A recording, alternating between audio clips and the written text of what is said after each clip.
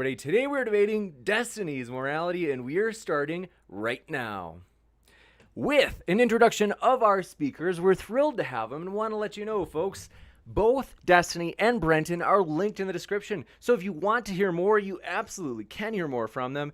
And with that, I want to say just quick hello, Destiny. Glad to have you back. Hey, glad to be here again. And Brenton, glad to have you back as well. And also, folks, want to let you know Brenton has a special link in the description. Want to give him a chance to share about that before we get started. Thanks so much, Brenton, for being back with us. The floor is all yours. Absolutely. Very excited to be doing this. Very excited to be locking horns with Destiny. He's someone that I've been very heavily influenced by. And I'm really excited about this. Anyway, for those of you who don't know me, I am an anarchist political commentator and author of Snow White Zombie Apocalypse, Ringo-nominated comic series. And today it's a little different because a good friend of mine and a brilliant writer, his sister, who is younger than me, was fired from her job, unfortunately, due to what later turned out to be a heart condition, and she needs bypass surgery. And due to being fired for that heart condition, she does not have any insurance. And so they're trying to raise $75,000 to help pay for the procedure. So if anybody can, please click on the link, give whatever. Even $1 will help with the algorithm and help them hit that goal and make sure that she can get her surgery, because, honestly, that's a horrifying situation for anyone to be in. So yeah, thank you very much. And please do check that out. Absolutely. And those links are in the description at the very top of the description, folks. So highly encourage you to check those links out in the description box. And with that, we're going to get started with Destiny's opening statement on his morality. So, Stephen, the floor is all yours. Okay, so I have some very basic stuff written down. And then this is, I imagine, what we'll be going over it. So this is kind of like the foundational ethics that I use, that I kind of build all of my policy positions out of, and that I build all of my applied ethics positions out of. So I broke this into two parts. The first part, I don't imagine we'll talk about much, but just epistemically, I would like to say that the laws of thought exist. So for instance, I'm going to assert without proof that we believe in things like non-contradiction, or we believe that non-contradiction can happen. We believe in the law of the excluded middle. We believe in the law of identity, stuff like that. And then for 2 and 3, I'm going to say that zeroth order and first order logic exist. So if P, then Q, A is not A, stuff like this. I hope that we can just instantly move past that. I don't imagine that we'll get bogged down there, but just in case there's some ultimate skepticism lurking, that's just very basic epistemic side stuff. Okay. Okay. And then moving past that. So the way that I kind of look at my moral stuff is I've branched this out into 3 sections, with 1 and 2 being incredibly similar. So number 1, so the first premise is I exist. Second premise is I have an experience. Third premise is I want to maximize my experience. And then I'll repeat the same 3 axioms for other people. Other people exist. Other people have an experience. Other people want to maximize their experience. And then the third part is I believe 1, humans synergize to create a better experience. 2, if I help others maximize their experience, they will help me. And 3, assuming we all share moral systems, we will all synergize with each other. So that's essentially kind of the foundation that I build all of my policy positions and my applied ethics positions out of. Okay. And that's it. Thanks so much. We'll kick it right on over to Brenton. Sure. Thank you very much. I want to really thank Destiny for this. It's, this is inherently a difficult position to be in, because you're defending not an idea, but your own ideas that you've put out. And so, I just want to recognize that before we go into it. You may find that there are some slightly different phrasing, and this is because I based it on my criticism on a video that Destiny put out about 6 months ago. So if there's something that doesn't make sense, check out that video, because I do reference it directly. So to begin, in the beginning was the Word, or was it? Now, you may think it quite odd that I, a practicing Buddhist, am beginning a debate about morality with a Bible quote, specifically John 1:1. In the beginning was the Word, and the Word was with God, and the Word was God. All things were made by him, and in him was life, and that life was the light of men, and it shone in the darkness, but the darkness comprehended it not. And yes, I will admit that upon first inspection, this might seem particularly strange, especially considering the morality in question, which is to say the specific moral system that we are discussing tonight is one that has been professed by my esteemed interlocutor, a man who regards himself as an agnostic atheist. But bear with me, because it will all make sense in the end. The thing is, most philosophical questions and discussions, if they go on long enough, ultimately become about God. And the popular understanding of Christianity, being one of the foundational political and philosophical pillars of the Western world, has woven itself so thoroughly into the fabric of our increasingly secular society that its remnants are quite often impossible to dislodge. In short, if we take it as a given that indeed God is dead, we must also admit that the world we currently inhabit rests upon a scaffold constructed of his bones. Unless you think I'm being too presumptuous in drawing connections with this particular metaphor, let me remind the audience that Mr. Bonnell, known to many by the pen name Destiny, has himself actually acknowledged this to be the case when he stated on this subject what I call internal happiness, or maximized experience, which is the basis of his moral system, I think they call religion. Now, before we go any further, I want to make something abundantly and overwhelmingly clear. My criticisms of Destiny's professed moral systems are not criticisms of Destiny himself. And if you come away from this debate finding them adequate, it does not in any way suggest any such particular and notable moral deficiencies in Destiny as a person. Morality is an exceptionally tricky subject that has reliably confounded the greatest minds humanity has ever produced for the entirety of our species' existence on this planet, and will likely continue to do so far into the future. Barring certain supernatural assumptions, in all of human history, there has never been a perfectly moral individual, nor a perfect moral system, nor any kind of perfection whatsoever. Which is to say that nothing within reality exists independent of its opposite. Everything that exists both in the objective material world and the subjective reality of the mind is inherently limited and contains within itself its own negation. And to quote a popular stereotype of an aged Presbyterian minister, "'tis vanity to think otherwise." The fact is, man is mortal, fallible, human. And as such, everything that man creates also bears the mark of his creation, and thus carries within itself that same human fallibility. So it is no particular failing on Destiny's part if he is found to have spoken in error, and of course, the same holds true for myself.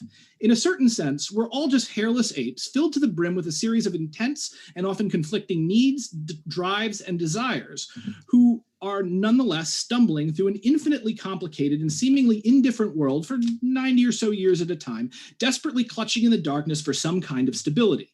As such, the correct response when one of us makes a mistake is almost always compassion. Ultimately, we're all just doing our best, and it is a fact of life that often the handhold that seemed so solid just a moment ago will crumble in our grasp. The dialogue which we are now engaged in is simply one more in a long line of moral, ethical, and philosophical disagreements, reaching back no doubt to before recorded history. And in fact, I will come to argue that what we are doing here today, from a certain point of view, is the act of morality itself. So, to begin, I have three primary objections to the moral system as it was proposed by Destiny. The first is his statement that if something is not consistent, it is meaningless. Consistency is something that we should strive for when constructing any worldview. However, this admirable instinct is philosophically treacherous, to say the least, as the goal that Destiny has assigned for himself is ultimately a Sisyphean task. Anytime you try to roll the boulder of perfect consistency up the hill of reality, you may get very far, but you will inevitably hit a contradiction and that boulder will roll back down and the whole process will start over again. For proof, one only need to look to the logician and philosopher Kurt Gödel's two incompleteness theorems, which proved mathematically that all axiomatic systems are either incomplete or inconsistent, which means that if we are to take Destiny at his word, math itself is meaningless. We also see this reflected in Bertrand Russell's objection to set theory when he proved it impossible to create a logical set containing all truths due to the fact that such a set must necessarily both contain and not contain itself, thus rendering set theory once again meaningless under the strict interpretation proposed by my interlocutor. Even the physical laws of science that govern our natural world are not wholly consistent. The ideal gas law, for instance, breaks down at high pressures and low temperatures, but this contradiction does not render the ideal gas law meaningless. As such, I would remind Destiny that should is an extremely dangerous word. Contradictions are important and can point to serious flaws in any methodological framework, but their presence alone does not render that framework meaningless any more than the presence of hypocrisy renders a particular statement false. If a doctor tells you smoking causes lung cancer, you need to stop, and then later you find out that said doctor is a smoker, well, that doesn't make the statement untrue. You should still stop, and it still does cause lung cancer. Secondly, I reject the idea that any moral system can be based wholly or even primarily on what Stephen calls internal happiness or maximized experience. On its face, it sounds reasonable. One wishes to be happy, and therefore one should advance an ethic centered around the fulfillment of this desire. And to Destiny's credit, he has avoided most, if not all, of the usual stumbling blocks that the more naive and myopic egoists usually fall into. But there is a fundamental problem when it comes to centering oneself as the primary beneficiary and source of ethics and morality, and this can easily be discovered if we examine even enlightened selfishness. If you hold that the primary thing that you love is yourself, and really dive into it with the full power of your imagination, you will quickly discover that everything that you love is in fact not yourself at all. If you love yourself and therefore devote yourself to fulfilling all of your needs and desires, then what you are really loving is that which is external to you, or rather, that which is external when it is added to yourself. An egoist who loves themselves and thus drinks only the best and most flavorful wine to their palate truly loves not themselves, but the wine. Or more correctly, they love the combination of the wine and themselves. When the egoist engages in a passionate love affair with one or more extremely attractive individuals, yet again, it is not themselves that they love, nor even necessarily the individuals. It is both together. It is the combination. Now, to be certain that I do not strawman Destiny, his brand of enlightened egoism to a certain extent makes gestures in this direction, but there is still a huge gaping flaw. And namely, it is when he supposes that individuals who do not share his goals of maximizing his individual happiness and the happiness of others must necessarily be excised from his system, either via banishment, imprisonment, or death. Why? Because a necessary part of internal happiness is the presence of one's enemies. Now take a second with that, because that's not how most people usually think about their enemies, and it's not how we're used to approaching personal and social discord, along with all of the unfortunate things which can befall an individual. But don't reject it out of hand.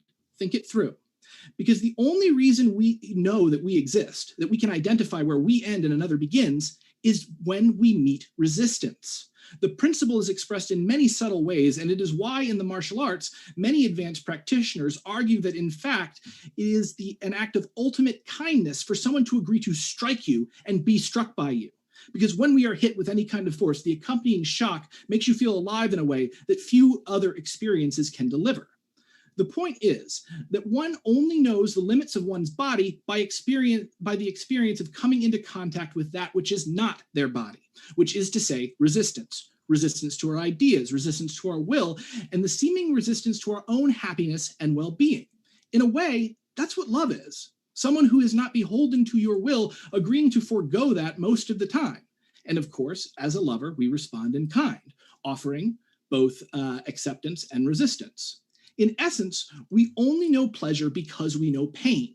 And thus, to attempt to excise obstacles and enemies from our conscious experience is in reality an attempt to have a wave without the trough. It is an attempt to play chess without an opponent, to knock all the black pieces off the board before beginning the game in order to enjoy a permanent victory for white.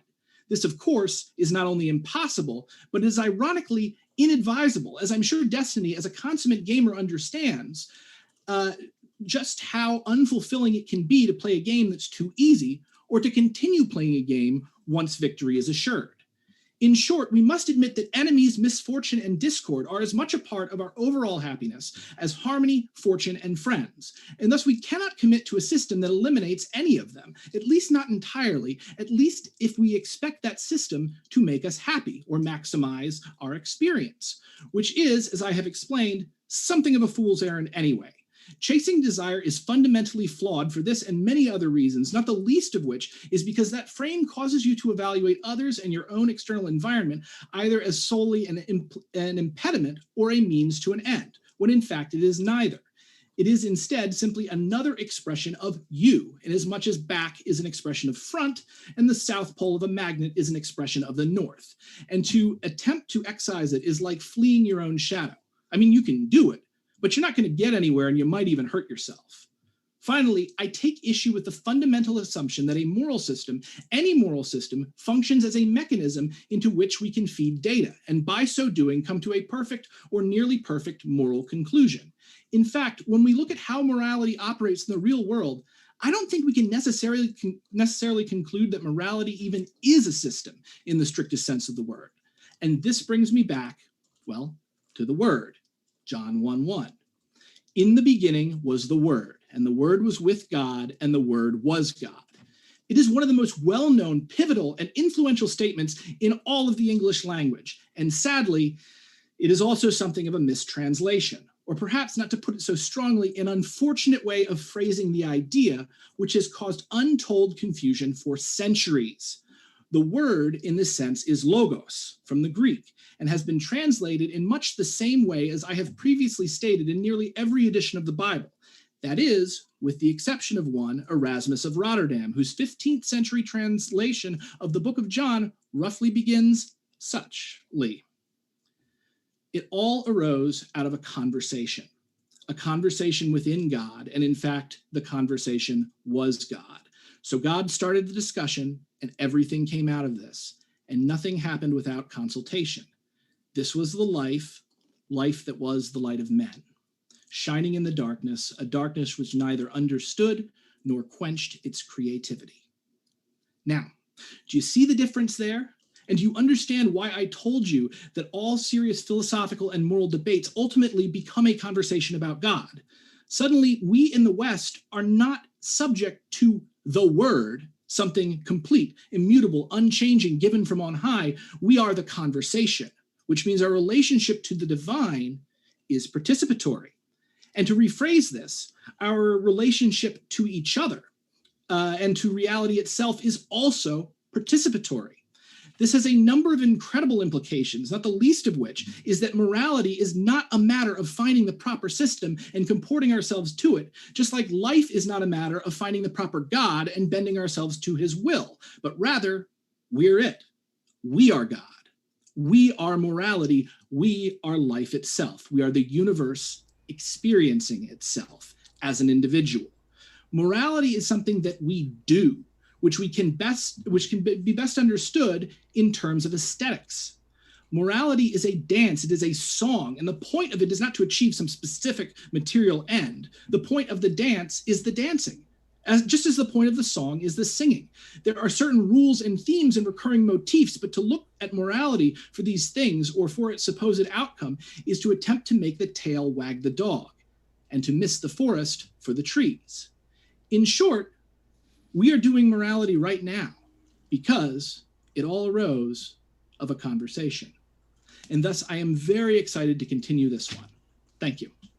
Gotcha. And thank you very much, Brenton, for that opening statement. We will now be going into the open discussion section. Want to let you know, though, if it's your first time here at Modern Day Debate, we are a neutral platform hosting debates on science, religion, and politics. We hope you feel welcome no matter what walk of life you're from. And last, you guys at the bottom right of your screen, we are going to have an epic debate next Tuesday with Jangles and T-Jump as they are debating the super straight debate. And so that should be a lot of fun. Hit that subscribe button and that notification bell so you don't miss that one live.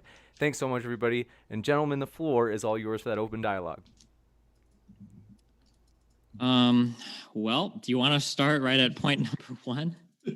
Sure, we can start at point. I think I probably threw a lot at you. So is there anything that you want to latch onto right there? Let's just go in order. We can start right at point number one, I believe, was you challenged me on an epistemic level, almost the idea that we shouldn't strive for a contradiction in any particular theory, or that we shouldn't strive to avoid contradiction in any particular theory or framework. I would disagree. I think we should strive for it. I just don't think it's a possible goal.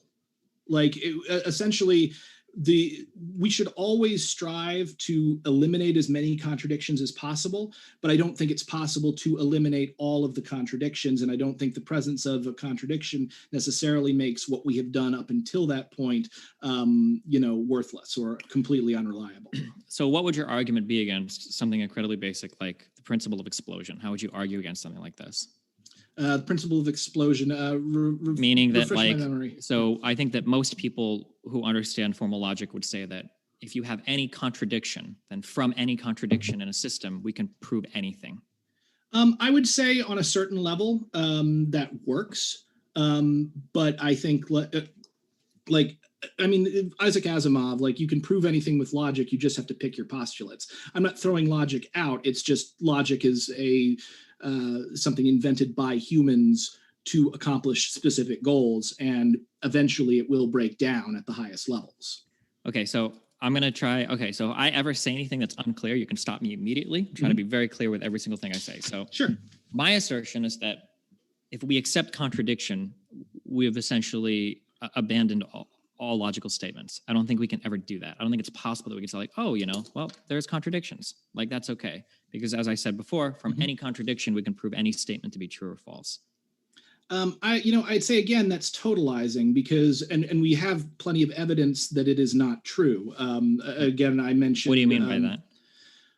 Well, Gödel's or Gödel's incompleteness theorem. Sure. So also, to be clear on that, so Gödel's incompleteness theorem basically just said that any axiomatic system is going to have some limitations. More specifically, there might be true statements that any particular set of axioms can't prove, but it doesn't say that contradictions are acceptable.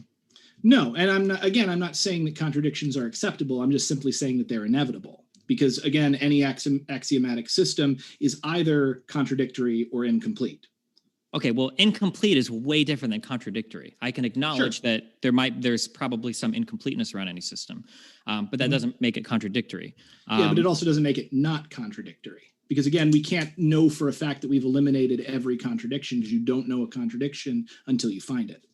Sure, but what I would argue is that any type of theory that contains a contradiction is I think necessarily becomes invalid. So if we find a contradiction, we have to seek to resolve that as soon as possible. It has to be resolved. We can't just accept a contradiction and say, well, that's okay. Well, again, I'm not so much saying we accept the contradiction. Obviously, we would work to move around in much the same way that like with special gas laws.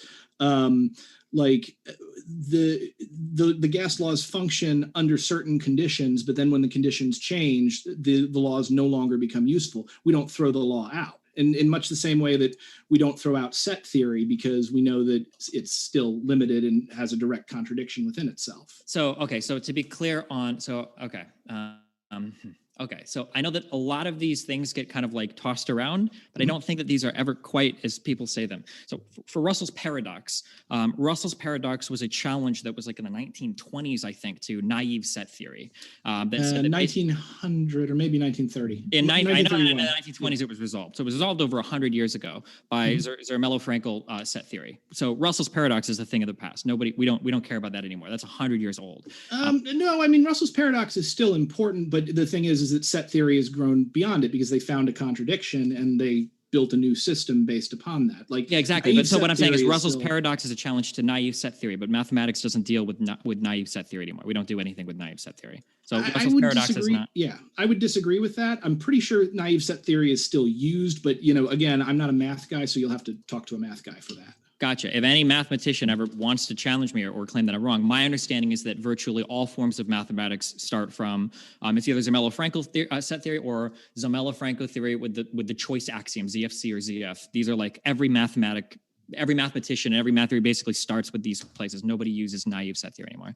As for like the ideal gas laws, I'm not as well read on these, but my understanding is that like ideal gas law it's not necessarily like I don't think it's a law. I think that it's more just like this is kind of like a simplistic equation that we can use to kind of get an idea for things. And as conditions change, the way that we view things might change. But I would say that that's similar to how for Newtonian mechanics, we can use these kind of up to a point, but that's not really our current understanding of the universe. And as things approach like certain sizes or relativistic speeds, then we have to appeal to like the theory of relativity. We've got to refer to special or general relativity, and that these things are going to be more precise. I think what you're doing here, though, is you're kind of conceding my point in that, certain things work to a point, and then we reach a point where either the contradiction can't be resolved and we have to abandon them in favor of something else. It doesn't mean that we don't ever use that thing again.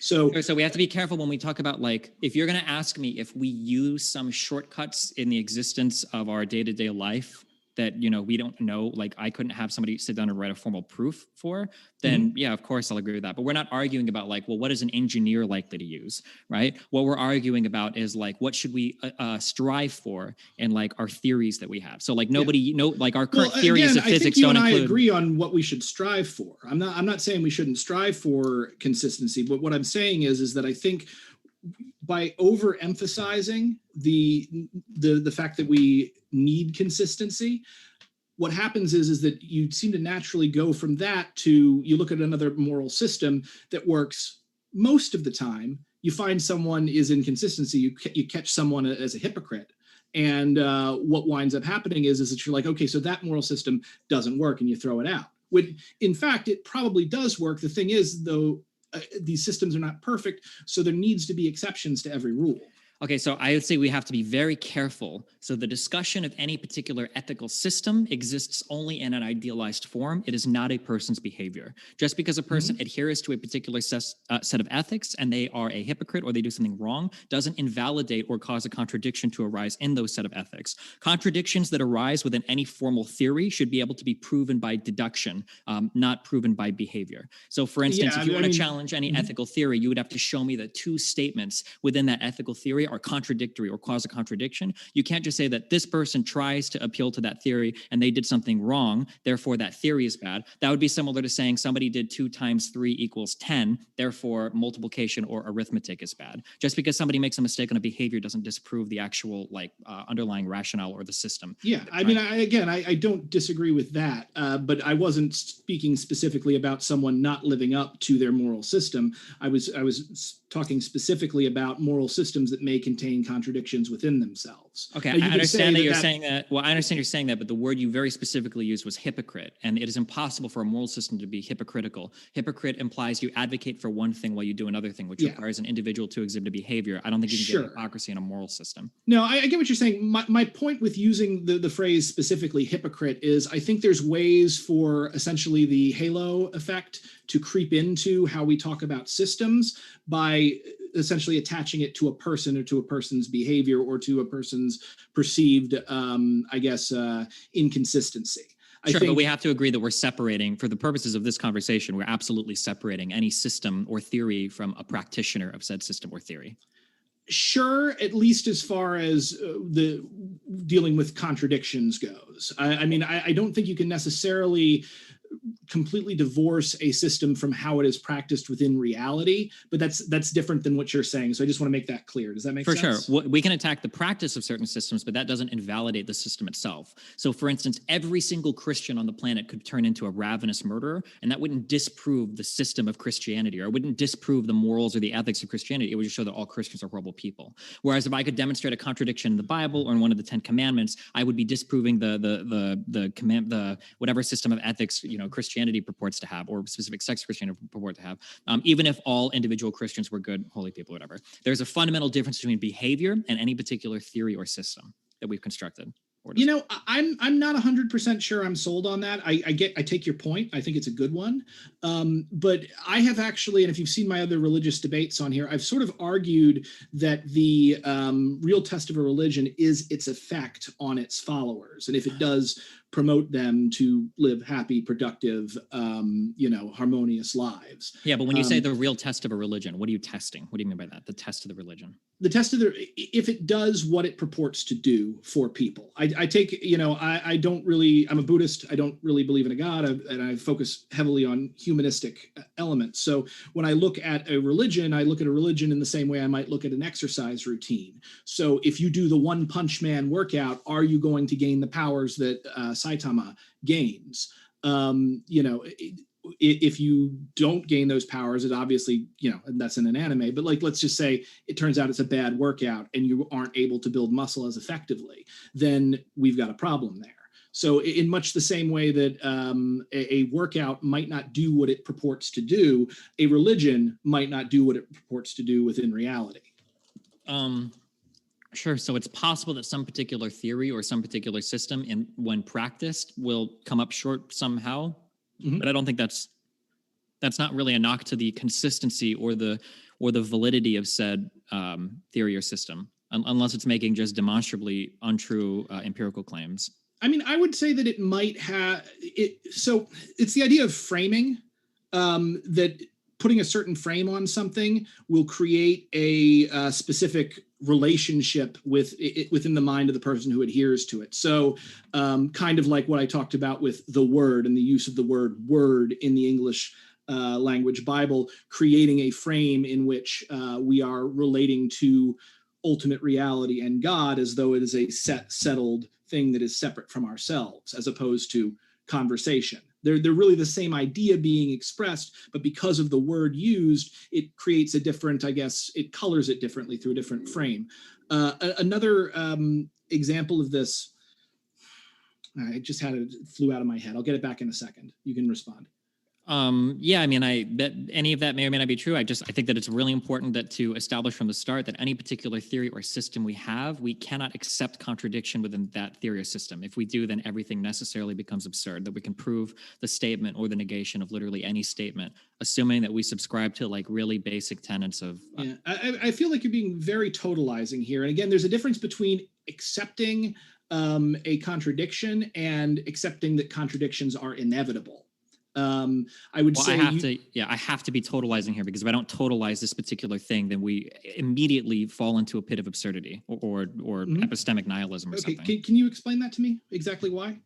Sure. So if we allow any like theory to exist, and we allow some contradiction to exist within that theory, assuming that we believe in like, it might even be like zeroth order logic, assuming that we believe like in any incredibly basic system of logic, if we allow a contradiction to exist and we say that we've proven both, or we accept as true the contradiction, or the two, I'm sorry, let me be more clear. If we say that we accept as true two proponents of a system that are contradictory, from that particular contradiction, we can literally prove anything to be true.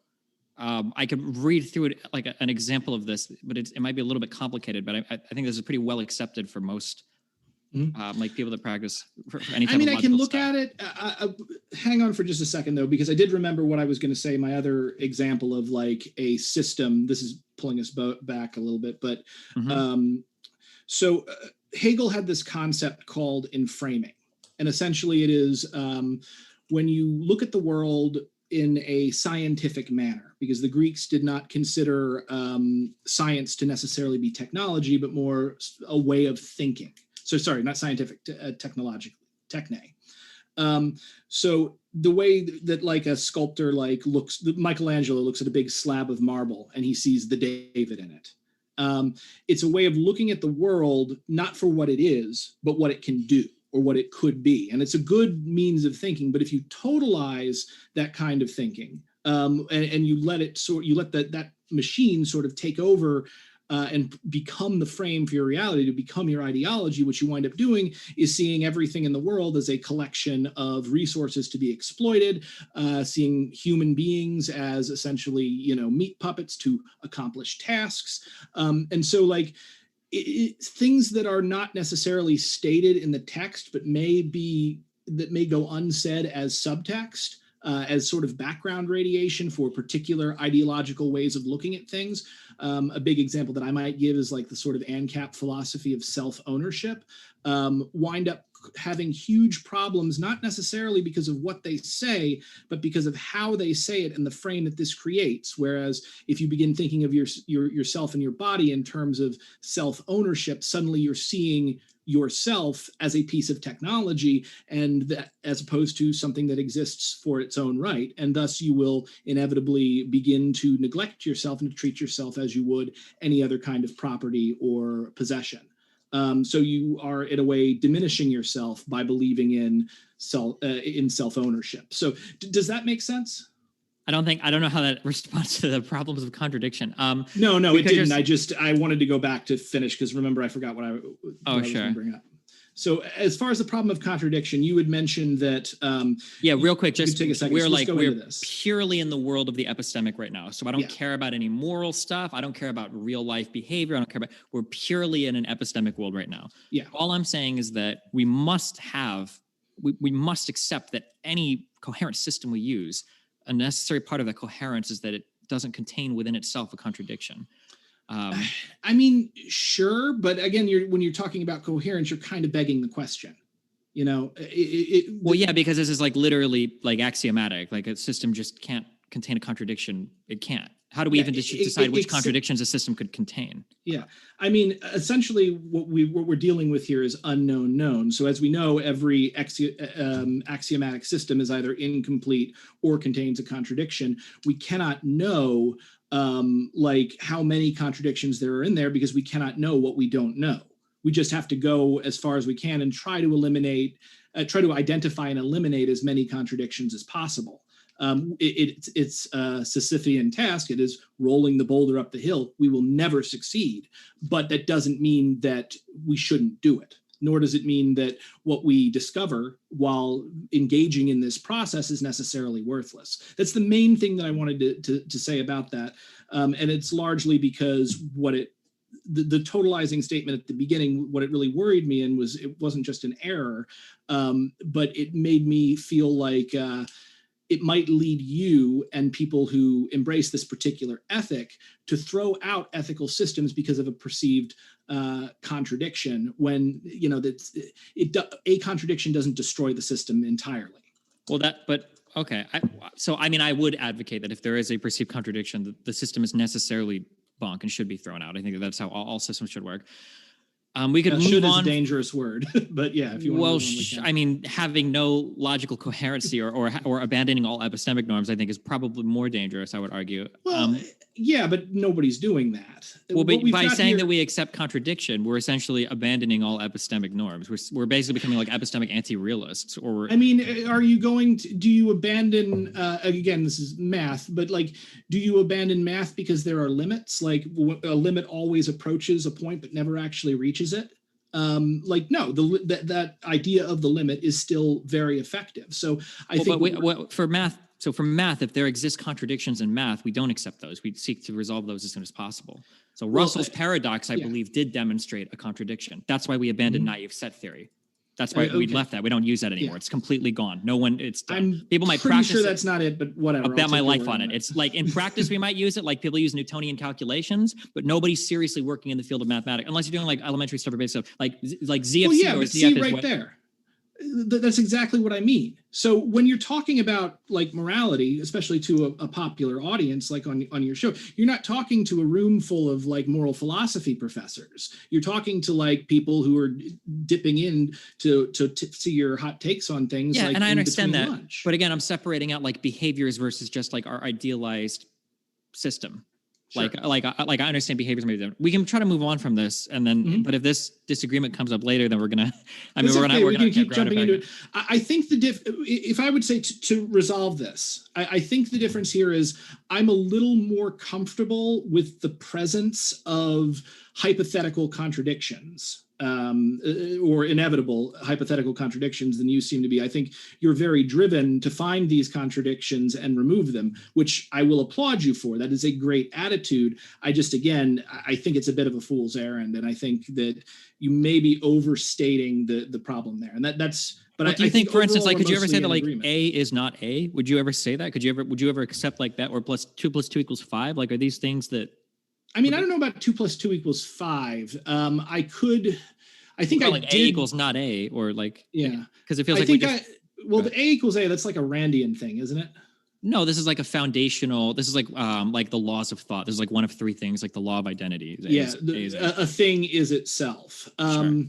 I mean, I might have a slight objection to A = A, not in the equation form. I know for a fact, like the objectivists were really big about saying A = A. You argue with any of them, it's one of the things. Sure, but again, I'm not working on objectivism, any moral. We're only in the land of the epistemic right now. I don't even care about any of the moral stuff. Absolutely. So what I would say is there's inherently a problem with identity. And this has been figured out in Eastern and Western philosophy, like for quite a long time. It's the same thing as the problem of the river, like, do we all walk into the same river? Or in other words, like you can look at something like the ship of Theseus. If you replace the rotted boards on the ship of Theseus, is it still the ship, or is the ship of Theseus the idea, or is it the rot? Or another great way of looking at it is the sun. How big is the sun? What do we actually say that is the sun? Is the sun the extent of its light? Is it the extent of its heat, the extent of its fire? And the answer is all of them. So the idea of A = A is true, but it doesn't necessarily mean anything, because we have the fact that something is something, like that it has an identity, is in part constructed by our minds. Okay, well, we'll move on from this, and we'll see if contradiction comes up later, I guess. But sure. Okay, we're moving out of the land of the epistemic. Nobody likes this place anyway. All right, what was the next point to? My next objection. Let me pull back up my thing. So my first objection, this one, I think there's a reason I put it in the middle. So have fun coming after it. I reject the idea that any moral system can be based wholly or even primarily on what you call internal happiness or the maximizing of your experience. Why is that? Well, I think it sounds reasonable on the face of it, but I think the big problem is that one, if you center yourself and your ego like at the center of your morality, what you're realizing is you're not really loving yourself there. You actually are more interested in everything else, or the combination of yourself and everything. So, if your goal is to maximize your experience, you go and like drink some great wine, you don't care about yourself really. You care about the wine or the wine that is added to yourself. Yeah, so, exactly. But why do you care about the wine? Well, this is the thing. You've got this split into essentially two different parties, the internal and the external world. And I think that these appear to our common sense as very much the same, but I think in reality, they absolutely are not. Very different, but in reality, they are absolutely the same. Let me propose a hypothetical. Let's say that a person exists. Let's say that there exists a perfect glass of wine somewhere that would quench this person's every single facet of his experience.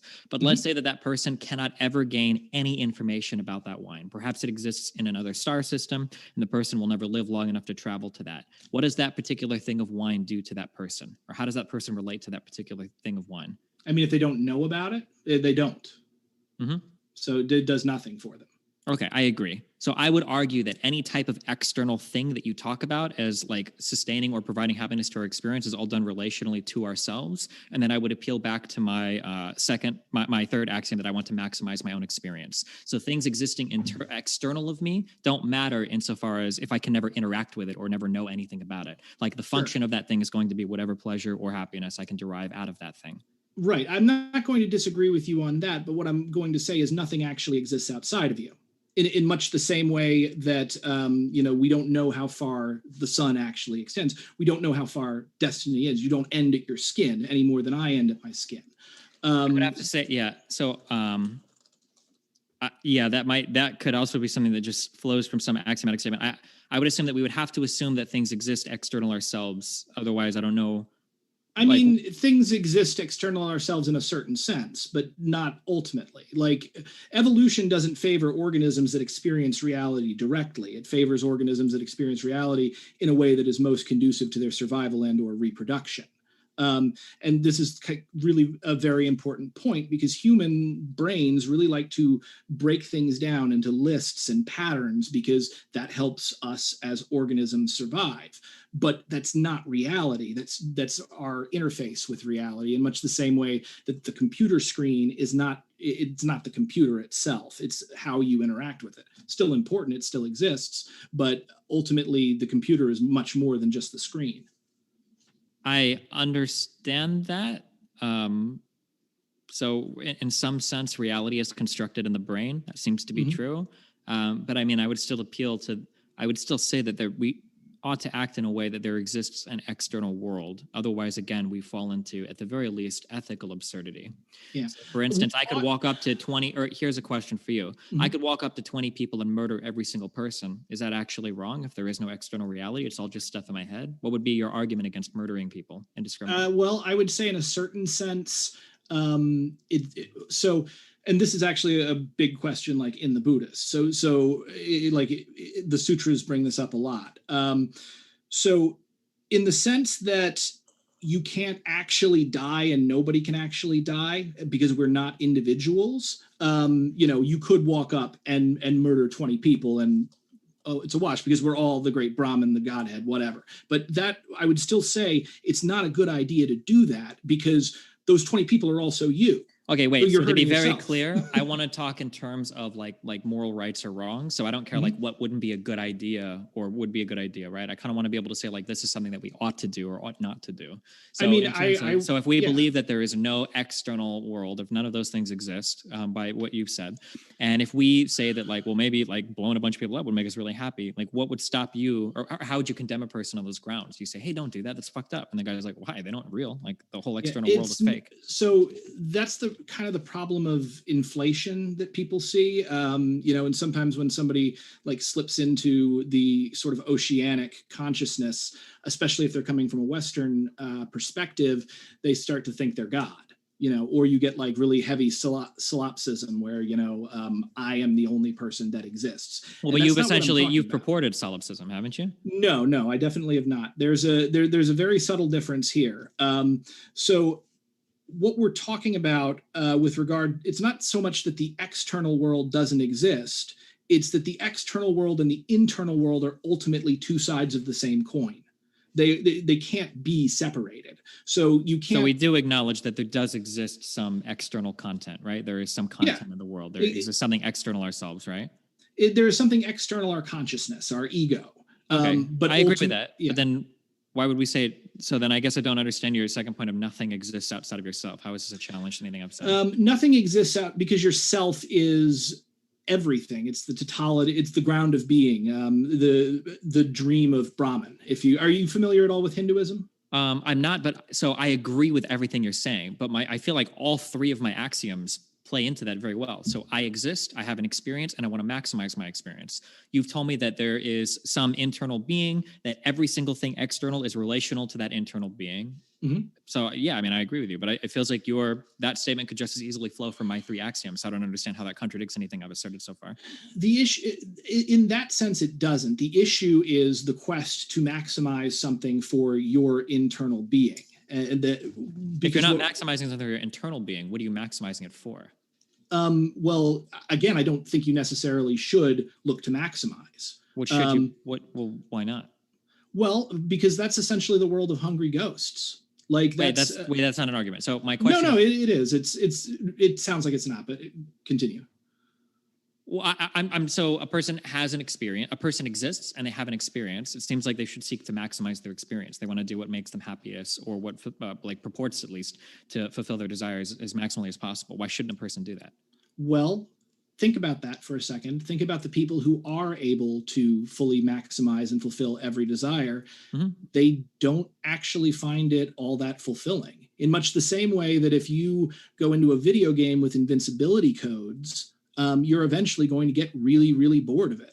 I mean, the fact is that we have this idea that we, especially in the West, that we get some kind of technological omnipotence and, get everywhere in an instant, avoid every bad thing that could happen to us. And, well, I think to be clear, I understand what you're saying, but this is a very, very naive assumption of what it means to maximize one's experience. So I like to maximize my experience playing games. That doesn't mean I turn on cheat codes every time. I'm the exact opposite. I like to turn everything to the hardest difficulty and die a million times. Exactly. But I'm still maximizing my experience. That maximizing your experience doesn't mean like taking like a 6-year-old's idea of like, oh, well, I want to be invincible and immortal and never die. And now I'm floating in the universe alone because I'm too dumb to know what I meant by maximizing, right? Like we can be a little bit more charitable to that maximize my experience axiom. And we could say like, well, the maximization of your experience doesn't necessarily mean being invincible in all video games, right? Yeah. And I think my opening statement it said that specifically because you have, and I think I acknowledge that, yeah, I don't think you have a naive idea of egoism. I just think your enlightened egoism still has really, really serious problems because what you're essentially doing is you're building a framework around chasing and fulfilling desires, around hedonism, essentially. And you can do that, but like evolution, again, did not build our brains to do that. Every time we get what we want, we just want something else. And then something else, and then something else. And suddenly, you're essentially running the rat race. You're living in samsara, chasing the desire, chasing the want. There are probably forms of desire that are relatively fulfilling that don't leave us wanting more and more and more. If I can appeal somewhat to history, like a lot of people profess that they have a great and intense happiness in raising children, but very rarely do you see somebody produce child after child after child after child. You don't see a mom that's like, I love my kids, that's why I have 45 of them. All right, like I think that there are certain forms of pleasure or happiness that we can pursue. That doesn't mean we're going to do it like a million times over, right? I've known some quiverful weirdos. There was a guy I met on the Appalachian Trail. He was a priest, and he was one of 18 kids. So some people do that. Sure, I'm sure there's going to be I mean, I'm Catholic, so and Catholic families those tend to be quite large.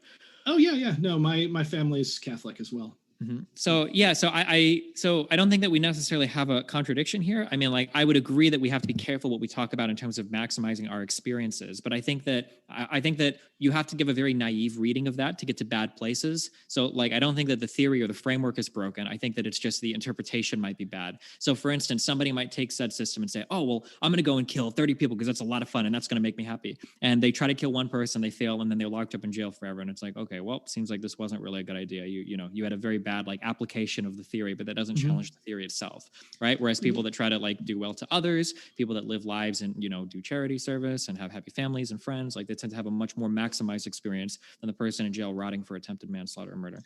I mean, I won't 100% disagree with that, because I do like that you have a more totalizing view of this, but also keep in mind you're communicating with millions and millions of people, and like YouTube and Twitch skew young. So in much the same way that we saw that there was a problem with translating in the beginning, there was the word, as opposed to, it all began with a conversation. Just the way that you're phrasing that, let's assume that you are correct in chasing desire, which I don't 100% accept, but let's assume that just the way that you're phrasing that when you communicate to people is naturally going to create that frame for the people that listen to you. Yeah, so while I understand this might be the case, this is a conversation on my particular system of ethics, not my rhetoric, or not how effective it is that I can communicate the system of ethics from one person to another, right? Sure. So because I'm going to argue that Buddhism or Christianity or literally any other religion has been communicated in poor ways in the past as well that have led to demonstrable harms too. But, so, okay, well, we can agree to disagree on that. So what I can say is, wait, agree to disagree. What part of that would we disagree with? Well, I was probably just using that as a phrase we can put a pin in that. Okay. I mean, would you disagree that almost every religion has been used? Oh, definitely every religion has been used. Not the only reason I would even say almost is maybe there's some religion that I haven't ever encountered. Sure, that has like 5 people. Yeah. So I think that, and then fundamentally, this is a conversation on the soundness, I think, of my moral system, not necessarily like, have I communicated it in the best way, or can somebody take it and do something bad with it? Like, those are, I think, completely separate discussions. Fair enough. So let's dive in. That sounds good. So let's dive into this, because, obviously, if I misunderstood you and saw like the going after maximizing experience or internal happiness is essentially like the rat race, running on the wheel of samsara. Can you explain a little bit more into it, like what you mean by that? And, hopefully we can, because it seems like we are close to agreeing on this point, actually, which is great. Sure. So, I mean, like usually anytime I bring up the maximizing experience thing, I almost always segue that into some form of altruism, because it seems to logically follow based on any type of reasonable person or their interpretation of how to apply this to your life. So there are several examples that I'll bring up. One example might be, let's say that I am like a racist white person in my city and I just don't like Black people. Even if that was the case, I would still want to advocate for Black people to do better in my city, because it would mean less money wasted on police departments arresting them. It would mean more potential customers for my business. It would mean less money wasted on like bad infrastructure projects. It would mean a higher educated base by which I could generate wealth. Right. That basically, like, the idea is that as long as you're maximizing the experience of other people around you, and as long as humans synergize with each other's experiences, which we seem to, that you should be advocating maximally for everybody's happiness and experience, because doing so will, in a roundabout way, or sometimes even in a direct way, help yourself. So a very direct example that I've given a million times is, let's say that you go into a room with 4 friends. Let's say that there's 5 candy bars on the table. If you want, you can walk up to the table and eat all 5 candy bars and maximize your enjoyment there, and it would be awesome. But all 4 of your friends are going to be fucking pissed at you, and you're not going to have a very good time after that, right? Whereas sharing a little bit tends to make everybody around you happier. You all have a better experience, and people seem to be better for that. For whatever reason, humans seem to be socially designed creatures, and it seems like we enjoy each other's company. So having other people that are doing well applies like this very big synergistic effect where everybody like kind of like synergizes with each other's experiences, and we all kind of like drive each other to do better and be better. Yeah. Sure. I'm not going to disagree with any of that, like on its face, but I will still say that this seems to be like a highly technocratic approach. It's a good argument. I will When you say, point out, I'm just asking for a definition. What do you mean when you say technocratic? it seems to be that like the argument that you are making is an effective one within the framework that you've constructed here. So what I'm saying, I would hope so, because I'm arguing from my framework. So of course, yeah, it should be effective, assuming it's valid and sound. Yeah. Yeah.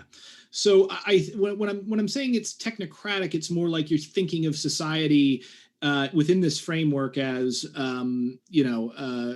happiness machine, if that makes sense. So you gave the impression that even a racist should, and we know they don't, because racism distorts their thinking and makes them not realize this very obvious fact. But they should realize the obvious fact that if everyone does well in society, it's going to come back and benefit them as well, because they are a member of society. I feel like that argument appeals to a specific kind of thinking, and there's definitely like a lot to be said for it. The only caveat I'd give you is I'm just following that through to its logical conclusion. I don't think that you're going to get as much out of it as you might otherwise assume. What do you mean by get as much out of it? Get what out of what? Well, because chasing something external, as far as happiness goes, is again running on a hamster wheel because of how our brains react. So wait, but there must be some there we can. Okay, so I guess we can talk about this hamster wheel thing. Do we acknowledge that there are different types of happinesses? Sure. Yeah. So there might be, so I'm going to use Reddit versus a book as an example, that we can browse Reddit for 48 hours and we can read through every meme post for, 4 days straight or whatever. Or we could read a book and we could get a different type of more satisfying long-term happiness out of it than we might out of just browsing memes. We've got like low effort, high effort types of happiness, right? Sure. Yeah, I would agree 150% there. Okay, so there are probably forms of fulfilling long-term happiness that can lead us to a certain contentedness in life. Like fulfilling happiness or maximizing existence doesn't necessarily mean like participating incessantly in the commodification of every single aspect of our lives, where we have to buy the best cars and have the best clothes and have the coolest shoes and have the best computers, right? There are probably more fulfilling forms of happiness that we can attempt to maximize, right? Yeah, I would definitely agree with that. I would just say that I don't think we will ever fully succeed at it. Okay, sure. Maybe not. But I'm just saying that, like, I don't think that just because I say that I'm trying to maximize our happiness means that we're committed to running a rat wheel. I think that there are some forms of very fulfilling long-term happiness that we can achieve within our lives. Sure. So I will agree with you on that. Though I do think it definitely, if you're going to communicate that in the future, it needs to be much more specifically said than the way I've seen it communicated in the past. Sure. And I would I'd be very interested to see how I've seen that said in the past, because I've talked about all of these things a great number of times, that there are a lot of temporary happinesses in the world, that commodification is a really bad thing, that we've sold people on really bad ideas of what it means to be happy, that the greatest forms of happiness all have to start with a foundation of self-love, and that everything past that is literally pointless. These are all things I've talked about like a million times on my stream before, usually in the context of discussing said moral system. Okay. So, and I've watched your stuff, but I haven't watched hours and hours of your stuff, so maybe I just missed it. Okay. So I think we've pretty much come to an agreement there. So that's exciting. There is one other point to it that I still have an objection. And again, it comes with centering individual happiness, like at the center of a moral system, because a big part of like moral rules, if you're using moral rules, they're not simply there to, to serve a person, but oftentimes they are there to forbid a person from doing something that they want to do at a time and would otherwise do if they were not within a moral system.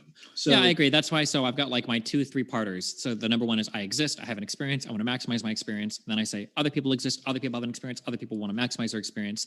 And then the third part is humans synergize to create a better experience than otherwise possible on their own. I think that between those rules, between those 7 statements, necessarily some actions are going to be restricted. So for instance, if you want to maximize your experience by murdering people, well, that's going to be contrary to their desire to maximize their experience. And it's going to cause you not to maximize your own, because as soon as you start murdering people, people are going to minimize your experience. People are going to try to kill you or lock you up or otherwise inhibit your ability to be free. Yeah. Okay. And then I guess the final thing is that the presence of enemies, specifically the presence of challenges.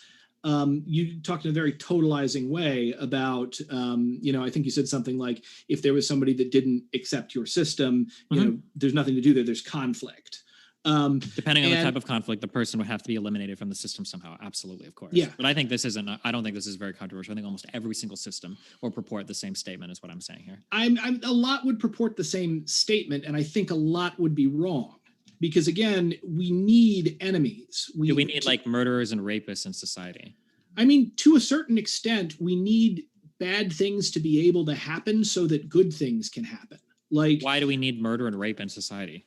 So the idea, and again, I am not going to say on camera those exact words because that could be clipped out of context and taken in why do we need M and R in society? Or why do we need any particular bad? Why do we need children starving? Why do we need people dying of Alzheimer's disease or cancer? Yeah. Why do we need people committing suicide? Of any wrong? Why do we need these? So your question is, why does evil exist? No, that's not my question at all. That seems to be the question. No, that's a very, very, very different question. That is a very meta level way. That's like a very off ontological question. My question is, in happiness. Why do we need evil? Why is evil required? No. Hold on. Let me be very specific with my question. Okay. Why is it that in order for me to have a maximized experience, why do I need other people to suffer? Or why do I need other people's experiences to not be maximized? You don't just need other people to suffer. You need to suffer to have a maximized experience. Okay. In what ways? How do we quantify or qualify? What types of suffering are required? So the issue is that we can't really experience high highs if we don't have low lows to contrast them with. So for instance, a good example would be eating a wonderful meal after a really difficult day of hard work where you've exerted yourself, as opposed to having a day where you sit on, the couch all day and then you go and have the exact same meal. It will taste better specifically because of the contrast. So for us to be happy and to advance, we have to engage with obstacles. We have to meet resistance. Okay. I'm going to try to reformulate this in the strongest version possible. I agree that there are some forms of challenging things, that there are some sorts of obstacles. Hold on, let me think I'm sorry. Hold on. Let me just think for like 5 seconds, okay? Okay. Okay. I think that there are some forms of challenges that can exist in society such that if these challenges exist, they cause a higher maximal experience than if they didn't exist. Can we agree with that? Right? Yeah. Okay. I agree that there are some forms of suffering in life that exist that we must endure in order to reach higher highs. A really good example of this is working out, right? Yeah, okay. Exactly. Okay. I will acknowledge that these exist. However, I will claim that these are subsumed within my idea of maximizing an experience. So for instance, if I say part of my maximal experience is enjoying like a very healthy relationship with my fiance or wife, right? Part of that requires some amount of sometimes what's not fun work, but that's necessitated in part of that experience. So I think that that's true, but I mean, I would say obviously that's going to be part of maximizing any type of experience. I don't think that like sticking yourself full of like heroin and inject yourself till you die, that's like maximizing your human experience or whatever. I wouldn't say that like, oh, like that's not what I'm aiming for when I talk about like maximal experience. I think that any type of maximizing of my experience is going to subsume within that. Like there might be some struggle related to achieving like certain good ends. So for instance, the video game example we brought up earlier, I really like beating games on like the maximized stupid difficulty. That's really fun for me. And that's going to involve a large amount of suffering and stupid shit along the way of beating that game. And, I've played the whole Souls series and it drives me freaking crazy. But but I will say that there are forms of suffering, however, I don't think that just because we need some forms of suffering, that all of a sudden allows us to justify all forms of suffering. I think that we can divide suffering into two categories. I would say we would have one category that I would call necessary suffering. And necessary suffering is some obstacle that must be overcome or some challenge that must be met in order to maximize your experience. And then I will have another category called unnecessary suffering, where I will say the unnecessary suffering produces no good for society. And I would say that we should all probably seek to eliminate the unnecessary suffering. So things like child starvation or, lung cancer or, death in childbirth. I think that these forms of unnecessary suffering should be eliminated because they don't maximize human experience. I will agree with you on that. And our task as humans would be to do our best to eliminate them. I don't know if all of them could be eliminated. Sure. Whether or not something can or cannot be eliminated is irrelevant to the question. The question is just what ought we do? What are we aimed at doing, right? And our eventual goal, I would imagine, is to eliminate all unnecessary suffering in the world. Sure. I don't know if we can ever achieve that, but that's a matter of practicality, not a matter of the theory. The theory is that Absolutely. what we ought to do, the prescription is we ought to be eliminating all forms of unnecessary suffering. Sure. And I think from a human perspective, because we are humans and we are partisan to that, that's absolutely our task. So if we're talking about human morality, I think you're 100% on it. Now, expanding that out to the entire universe, it becomes a bit less practical in the sense that, you run into the problem of, do you wipe an entire species out simply because it causes suffering for humans? Maybe I can't speak to alien civilization. I don't even know. That might break every possible understanding I have. Maybe they exist on 7 other dimensions. I can't even fathom that. That literally might exist outside of my epistemic understanding of the world. Maybe there are things that exist that have contradictory properties, or that both are and are not, or things that have, I can't really address that yet. So I guess my point being, though, in that we bring it out, is I think what a lot of people really want, essentially, because most of us, and I'll go down to it, I'll say, I don't think we as individuals can ever fully, truly know what we want. There's stuff that we think we'd want, and there's certain themes that we go after it. But the more you go down that route of, I'd like this, I'd like that, the more you start to realize, I don't know if that's really it. So the one thing that I think that we do definitely want is a pleasant surprise, but the problem is that to have pleasant surprises, you must also have unpleasant surprises. You must have rude shocks. You must, and this is why, I brought up martial arts and the philosophy that, when you get into kumite with someone, when someone has agreed to hit you and to be hit by you, it's actually a very intimate and kind thing, because the force of being hit with, the shock gives you a sense of being alive that few other things do. So I think to a certain extent, if we do put this out, that we are all Brahma, we're all the dreaming Godhead, we're God experiencing itself in infinite varieties.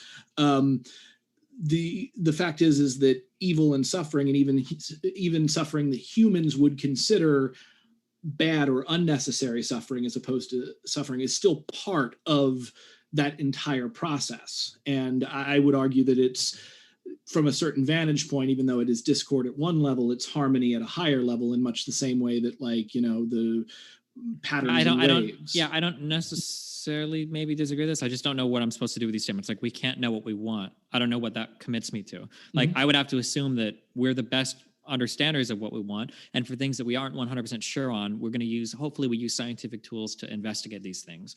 So for instance, in the realm of psychology, we might do investigations to figure out, what makes us happy. We might collect a bunch of data and say look at this, people that work in these types of jobs report less happiness or something. So we can investigate our experience as much as possible to try to figure out what makes us happy, doesn't make us happy. But in terms of a statement we can't know what we want, I don't know what I can meaningfully do with that statement. It's not just because I don't know what I want doesn't mean I could just turn to someone else, have them tell me, right? I still have to, that responsibility to investigate that desire is up to me as much as possible. Sure. Yeah, I agree with you 100% there. Okay.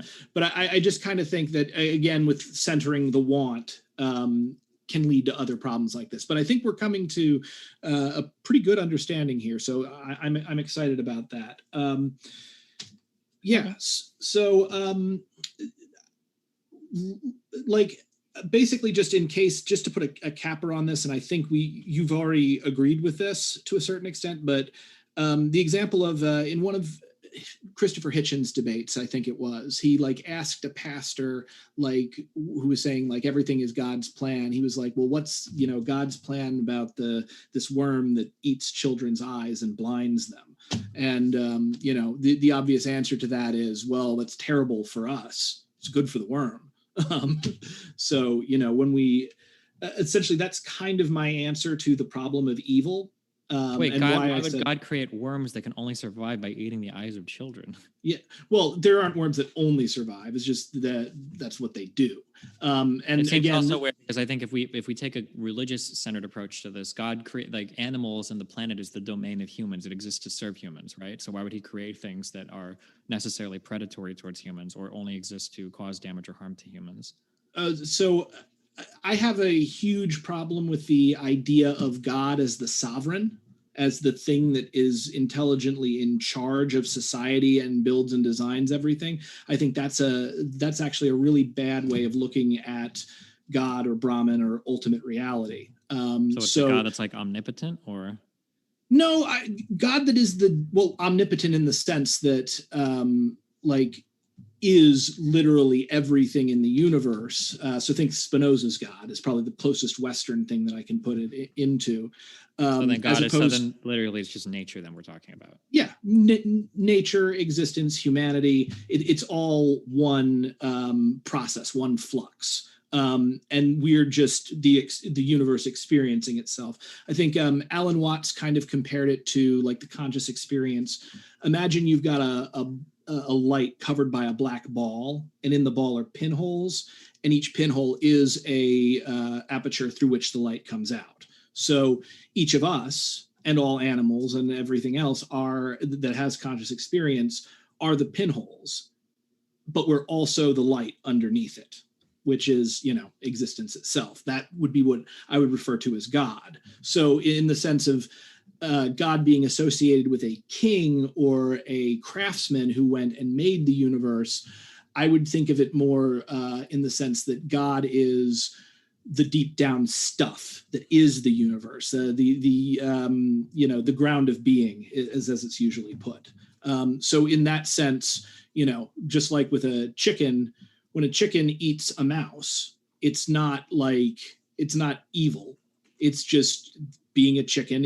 One of the things that it will do is it will go after whatever kind of protein that it can get a hold of. In the same reason that a gull eating a fish, it's the fact that the gull isn't evil or rapacious. It's just being a gull is the same thing as eating fish. Do you acknowledge that there is like a fundamental difference between a gull or a chicken and a human? I mean, yeah. I would say there's no, in the sense of, you know, the problem of identity, we're all the gull and the fish and the chicken and the human. Wait, but what I'm asking is like, yeah. Do you think there's the same level of moral responsibility or culpability? Certainly not. No, humans have a much higher level of responsibility and culpability because we understand morality. And in fact, I would say that. Yeah. So wait, my question is, then, how do you draw a distinction then between humans and chickens if the whole universe is just the universe itself? I'm having a hard time understanding like whether or not you recognize there are distinct entities that exist or whether it's all just the same thing to you. And if it is all just the same thing to you, I don't know how you ascribe different properties to different things or what the process by which you do that is. I mean, I would say I recognize both simultaneously. It in one sense, we are the direct conscious experience of these beings. And then in the other sense, there is another sort of higher self underneath that. And that would be the totality of existence. Okay. Yeah. So, the answer is both simultaneously. And I guess since I'm saying both, I could also say both and neither. That sounds pretentious enough. Gotcha. All right. Well, I think that was all three of the big points, unless you think there's that was two, actually. Oh, I thought the third one was okay, but that was a sub point to do. Okay. What was the third one? So the third point, and this one was my shortest, but I also think it's one of the stronger ones, and that's why I chose to end on it. Let me find it here. Is I take issue with the fundamental assumption that a moral system, any moral system, functions as a mechanism into which one can feed data and by so doing come to a perfect or nearly perfect moral conclusion. Essentially, this goes back to what you had said in your video on morality when you had kind of used some graphics and stuff, and you were like, if then, you basically feed data or hypotheticals into this moral system, and then out comes the answer, essentially. And I sort of tied that into, and why we've kind of been talking around God. I feel that this is heavily influenced because you are a Westerner who grew up in a Catholic family, much like I did. You're heavily influenced by, even though you have rejected Christianity, you're still heavily influenced by Christian ideas, and that has come to have you see morality in this way. And what I argued essentially was, again, with Erasmus of Rotterdam, instead of in the beginning there was the Word, and the Word was God, and the Word was with God, it all rose out of a conversation within God, and in fact, the conversation was God. So God started the discussion, and everything came out of this, and nothing happened without consultation. This was the life that was the light of men shining in the darkness, a darkness which neither understood nor quenched its creativity. So the idea is that morality, at least the way I'm looking at it, is not so much a set of systems or a machine that we use as it is a physical process that we do, in the same way that we dance or that we sing. And you could say, I don't know if anyone else has ever advanced an aesthetic theory of morality. I think they probably have. But I feel that aesthetic or kinesthetic is a better way to look at what morality is, moral disagreements, moral progress, than necessarily something that we build so that we always know the right answer. I don't think being a moral person is a question of finding the right moral system and comporting yourself to that moral system, in much the same way that I don't think being a good human is a matter of finding the right God and comporting oneself to the behavior of that God expects. Does that make sense? Kind of, but I don't know how that was any challenge to any part of my system, I guess. Other than it sounds like you have some belief for morality, but I don't understand. I don't think a contradiction in my system has been demonstrated, or some conclusion that I otherwise would reject has been demonstrated in my system, which are the two things that I'm looking for. So, I mean, you'd essentially said in your system that what morality should do is, and maybe I took this wrong. It was like right at the beginning of your video, that what morality should do, that most people either think, how do I immediately respond to a given hypothetical, or how does my group expect me to respond to a given hypothetical? And so you had essentially made the argument that moral systems go beyond that to something that someone should use to understand how to act in a specific situation. Oh yeah. So what I'm saying is that, what I would hope is, if we have different levels of different abstractions of thought, if we have different levels of thought, that I would hope that we have investigated our own beliefs and desires and thoughts enough that we've reached some foundational level of understanding for what it is that we want in life. So if somebody were to ask me, hey, there's a homeless guy over there, he's passed out, and there's like $20 laying on the side, do you think we should steal it from him? That if somebody were to ask me that, I feel like a lot of people, their first thought is, if I do this, what are the consequences? How will my friends see me? Will people judge me? Will I get in trouble? And that this is generally the level that most people function at when it comes to thinking about whether or not something is right or wrong, or more specifically, if we ought to or ought not to do a particular thing. What I advocate for is that I would hope that somebody has investigated their own personal feelings enough to have a more fleshed out moral system that would deliver them better answers than, will I get in trouble for something, or will there be a negative consequence for something? I would want people to be a bit more moral, or a bit more strictly adherent to some internal philosophy or internal ethical system, rather than just doing the least that's expected of them from the people around them, is essentially what I was saying there. But okay, no, this is actually really fascinating. So thank you for sharing that, because that puts some things in a slightly different light. So first off, it's very interesting because my immediate response to that was make sure that $20 bill gets tucked back into that guy's thing, and maybe add some money to it, or make sure that you can help him in some way. That was my instant moral intuition. So this sounds a little bit like are you familiar with the 6 stages of morality? Oh, I think I've seen this at one point before. Yes. I have to look this up, but I know Yeah. it has to do with like how do we consider like things, and I think isn't like stage the first stage or something is like never mind. Just go ahead, explain it to me. I'm not going to try to. So I'll probably get it wrong if I try to do each of the 6, but it's basically the 6 stages of moral development. Starting from I got it. I looked up real quick. Yeah, good. Okay. So it's like number 1 is like avoiding punishment. Number 2 is self-interest. Number 3 is good boy attitude. Number 4 is law and morality. Number 5 is social contract, and then number 6 is principle. Yeah. So like I strive for principle, and then as a parent, even if you have a kid, that like working at that bottom level of avoiding punishment, that even that's like the worst way to discipline a kid. That you should be striving more for the self-interest level than just the avoiding punishment. That like having like positive rewards is a more successful form of sure conditioning than punishing people, right? So exactly. So it sounds like what you're concerned about is people who are like in the 3rd or 4th stage, or maybe the 2nd, with avoiding punishment with regard to that. And that the most people will ever make it to is like that 3rd stage of good boy attitude is like the highest most people ever make it. Well, yeah, that's a possibility. I would have to see how people are polled. I would really hate to think that would be where they get stuck. And this actually might go back to our different opinions, basically, like with regard to riots and that kind of thing, civil disobedience, because we've spoken before and we have slightly different opinions on that. With regard to the violation of specific social norms, for instance, like I think I asked you this one, like the guy's wife is dying of cancer. There's a druggist in town. He's the only one that can sell the cure. He refuses to sell the cure. Is the guy justified in stealing it or attacking it? How should it be dealt with? Like somebody at stage 5 might say something like along the lines of, yes, he's justified in stealing it or attacking the guy to get it because he's trying to save his wife's life. Someone at stage 6 might say something to the effect of, yes, he's justified in stealing it, but then he needs to turn himself into the police and suffer whatever consequences would occur from it.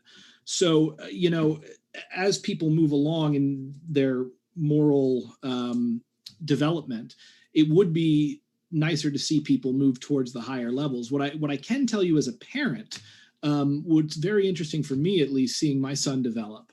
He's 2 right now, and more than even rewards, oftentimes, or the avoidance of punishment, what seems to really motivate him actually is compassion, in the sense that I will sit there and tell him, like, I'll be like, do you want another bite of dinner? And he will instantly reject the bite of dinner because Dada is asking him to do it. To which point then I will puppet the dinner and I will have the piece of food ask to be eaten by him. And he instantly agrees every time when the food asks him. And similarly, when his clothes ask him to put them on, when his potty asks him to use it, this really pushes him along. So I think, and I don't see that reflected necessarily in the 6 stages of morality, but my point is that I think people undervalue the persuasive power of compassion itself. And this goes back to something that I wanted to say but didn't work into my to my opening statement. One of the other things that has worried me about the way in which you phrase your moral system is that it does leave compassion outside of the equation somewhat, or at least it is understated compared to the more basic stuff that I've seen you put out. Yeah, so the reason why I don't try to make compassionate arguments, or more specifically arguments of empathy, is because I believe that those arguments will fail a great deal of time. And I believe that there's a lot of, especially on the fascist side of things, there's a lot of arguments there that heavily rely on compassion or empathy. But the thing is that they're very selective of who they apply that compassion to. I think that my moral system should work with literal robots to some extent, in terms of they have zero empathy or compassion for other people. I'm a relatively dispassionate, unempathetic person, I would say, compared to most people, but I still think that I act in ways that's more, I think that more people would broadly characterize my behavior as generally more moral than other people that, claim to be very empathetic or very compassionate. Just because I recognize the benefit of having other people around me that are happy, healthy, being treated well, etc. So I typically avoid compassion for a couple of reasons, for 2 main reasons. So as I said before, one is that it's just not part of my system. I don't need compassion to come to what I consider to be morally righteous answers ever. And then two, I believe that appeals to compassion are highly subjective and will get you to very bad places depending on whose compassion you're appealing to. So for instance, as a really good example of this, brown people are invading our country and they're stealing our culture and they're erasing our ways and they're invading and blah, blah, blah, blah, blah. These are appeals to compassion to some extent. Compassion for white people that have white culture or Western culture or whatever that want to maintain. It's more an appeal to fear, but yeah, I take your meaning. It's an emotional appeal is what you're telling me. Well, I mean, you can argue it is one of compassion, right? When you let certain types of immigrants go into countries and erase those cultures, you're lacking compassion for the people that are already there, you know? Like that's what those people would claim. Now, you might disagree with that because you personally find that to be non-compassionate, uncompassionate. I would agree. However, those other people find those arguments to be highly compassionate. Compassionate is a very subjective emotion that hinges on a lot of other stuff, which is why I just totally avoid it. That's why I like the fact that with my moral system, if I could get somebody to subscribe to it on its face, they could absolutely fucking hate every black person on the planet, but still want to maximize their outcomes because it would create such a better experience for themselves. Yeah. So again, I don't think it would work in the way that you're saying it would with regard to a racist. As I pointed out, the problem with racism is it literally distorts your thinking.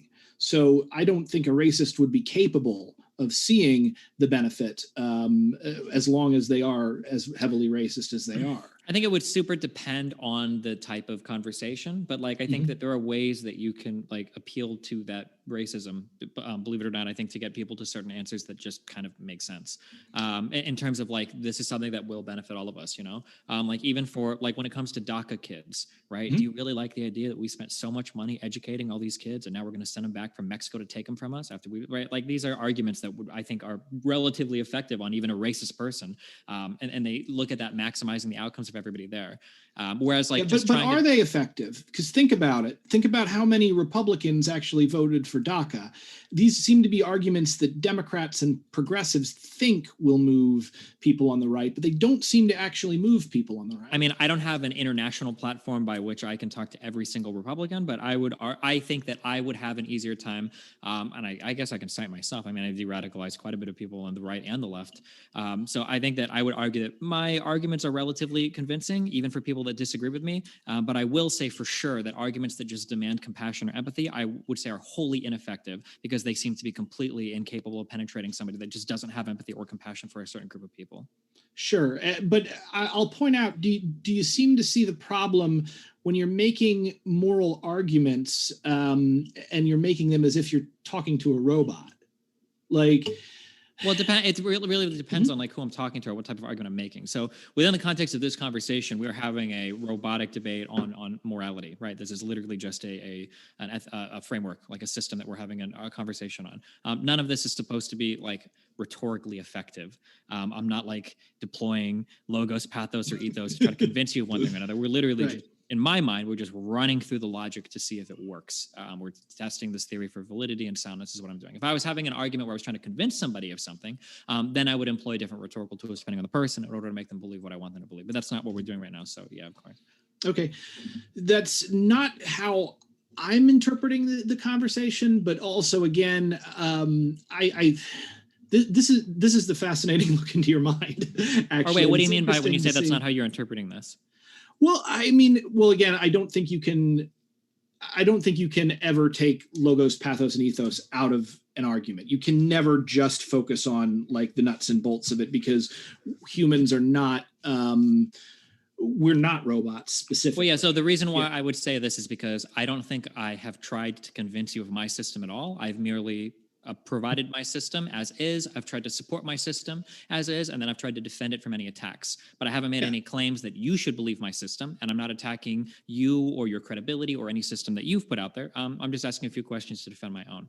Whether or not we want to call it rhetorical or not, I guess we could say everything. If we want to argue, we could say everything is slightly rhetorical by just practicing pure logic. You could argue that you're doing an exercise in logos, but my goal here isn't really to convince or persuade anybody. I'm just demonstrating my system and then defending it from attacks. Yeah. Okay. It's my goal. I mean, my goal, I think, is I would say it's not so much to convince or persuade. I don't expect you to come in and agree with everything that I have to say right now. I would like to influence you dialectically, in the sense that hopefully from this conversation, you may be more effective in dealing with certain people and may be able to avoid certain pitfalls when talking about morality. That's one of the reasons I wanted to have this conversation, because, you know, you're a very famous person and you have a very large reach. And, sure, and I can understand that, but there's like three potential ways to do this. So two of these ways would be attacking my system. So one is to show a contradiction. Hey, if you believe this thing, you can't also believe this thing. Now everything falls apart. That would be one way to do it. The second thing is to say, hey, from these axioms, I can generate this conclusion, and I bet you don't like that conclusion. And if if you could show me, for instance, that like, you know, using your system, you know, like child rape all of a sudden becomes permissible, then I'd be like, okay, I don't really like that. Fuck, now I have to reconsider, right? So if you can either demonstrate a contradiction or illustrate a conclusion that I just at least intuitively dislike, then that would cause a reformation of my system. And then for the third thing, in terms of like rhetorical strategy for fighting people, I guess I would need like examples of or a conversation that I've participated in where it seems like I was just unable to communicate said moral values to a person, which I feel like doesn't really happen. I feel like I'm pretty able to communicate my moral system pretty effectively. It's very rare that I actually have an ethics debate with somebody. Usually my debates are about policy or about fucking internet videos, but it's very rare that I get into an actual ethics conversation with anybody. Well, it's one of the reasons I wanted to talk with you on this. Like, a lot of the time when I'd watched your stuff, and we're getting off topic for the debate right now, but a lot of times when I watched your stuff, I either had trouble finding stuff that I disagreed with, or it was something that you'd already argued to death. So again, that was one of the reasons why I was so eager to have this conversation. So this is really fascinating, though, to see what arguments you personally find very persuasive. So it seems to me like the ones that you're particularly persuaded by are ad absurdum arguments, which is a good one. That's very, very persuasive one. And you also really don't like finding I don't know I can't think of the Latin term for this, but basically you really don't like contradictions. Yeah, so I would just call that term logic, because all systems of logic rely on non-contradiction. My understanding is, aside from some very exotic forms of paraconsistent logics or something, like nobody in any discipline whatsoever will accept any sort of contradiction. It's just, if the contradiction exists, then we seek to resolve that immediately, because again, through logical contradiction, at least on paper, we can literally prove or disprove any idea whatsoever. Sure. I will just say, to a certain, I think that works in a lot of situations, but again, at certain levels, it breaks down. And also, don't forget that, like, the first time I got really familiar with somebody talking like really specifically about like the law of non-contradiction, it's a preacher trying to trick me into becoming a Christian again. You know, how is that supposed to be a compelling argument? I don't understand. Yeah, it's supposed to be a compelling argument, like, but I don't know. I guess different people respond to different arguments in a different way. And, you know, you have spent a lot of time arguing with fascists. And I would say you've been very, very effective in that. Thank you for your service there. I will also point out, however, that fascists make up a very, very tiny part of your audience. And at least in my experience, it's very difficult to have any moral system without a component of compassion, in much the same way that the Golden Rule, which was developed by Bronze Age desert nomads, you know, is still a superior system to, say, the non-aggression principle, the NAP. Yeah, but the problem is that, like, even fascists will argue that leftists lack compassion, the same way that leftists argue fascists lack compassion. So, like, compassion just doesn't get anything off the ground. That's like so down the road from any moral system. I just don't know how, like, any. I mean, but you notice you're choosing two groups of very committed radicals. Literally any type of compassion can be weaponized or used in a certain way, or will be wholly subjective on some individual. But anything can be weaponized in any way, in much the same way that I'm okay with somebody weaponizing logic. If you want to give me a logically consistent statement, like, I'll listen.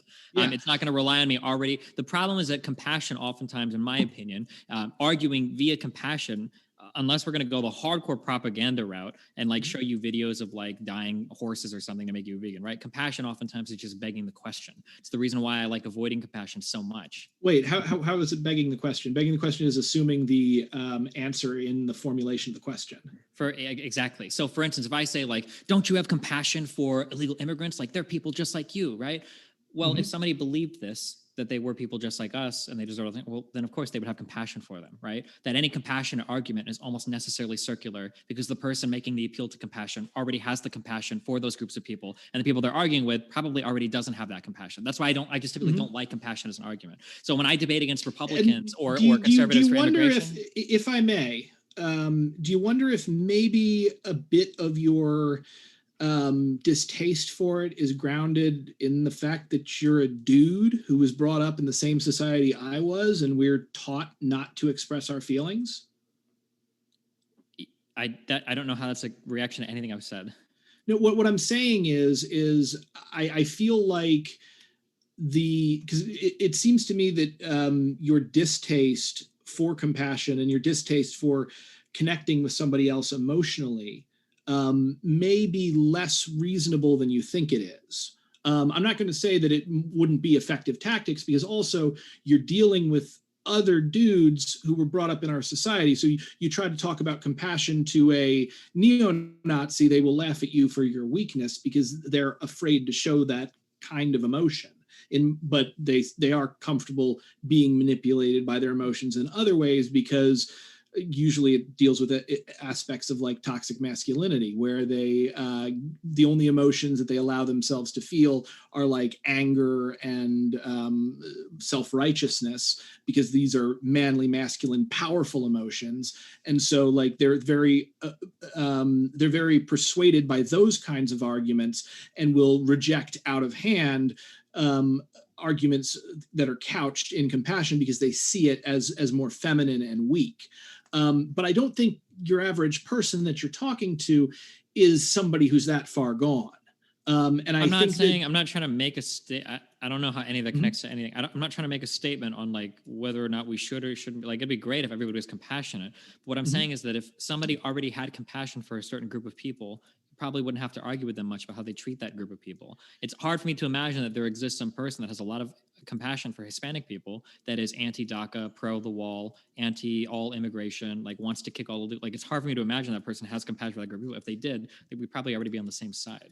Sure. And you would need to essentially, that what the person has is that they have a very small circle of what they consider people worthy of compassion, and they're okay with doing that to the DACA kids because they view them as outsiders, and therefore that's my issue, is that compassion contract seems to be something that we dole out. We don't dole that out indiscriminately. It seems like there's a lot of qualifiers to that. So for instance, like a lefty might not have as much compassion for a wealthy white kid that commits suicide or something because they're like, oh, well, this guy's material conditions were so good, blah, blah, blah. Or a fascist might not be okay with like an outsider's, bad living conditions in the country. Like, oh, they shouldn't have been here anyway, right? Yeah. And for the record, though, I do have compassion for a rich person that commits suicide. I mean, again, this is a Buddhist thing, but we sure, I wasn't bringing up you. I actually don't even know if you're lefty or not. I'm not bringing up yours. I'm just saying that in general, I'm saying that we can have a lack of or a amount of compassion for widely different groups of people depending on where we come from. That's why I just don't appeal to compassion. Sure, but if you're setting up a system that you're arguing that other people should embrace,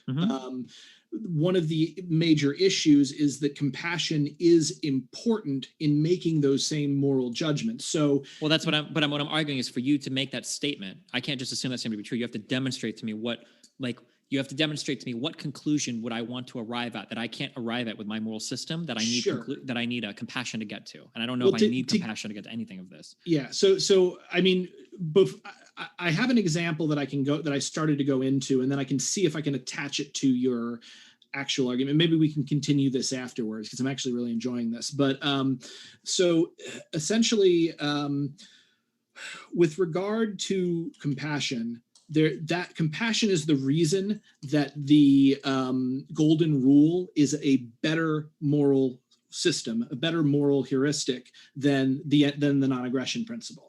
The non-aggression principle simply says, do not be aggressive, essentially.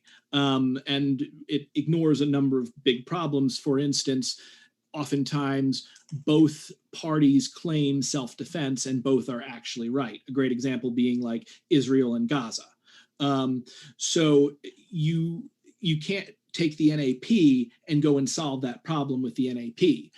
The issue with, and there are problems with the golden rule, but treat other people as you would like to be treated, or the Confucius version of that, which is don't treat others the way you wouldn't want to be treated. Yeah, so I think that even that rule fails fundamentally. I wouldn't agree with the golden rule. Well, yeah, I'm not saying it fails, and we can go into maybe why it fails. Well, I would argue that it fails because of because it relies on some kind of compassion, and I would argue that compassion is subjective.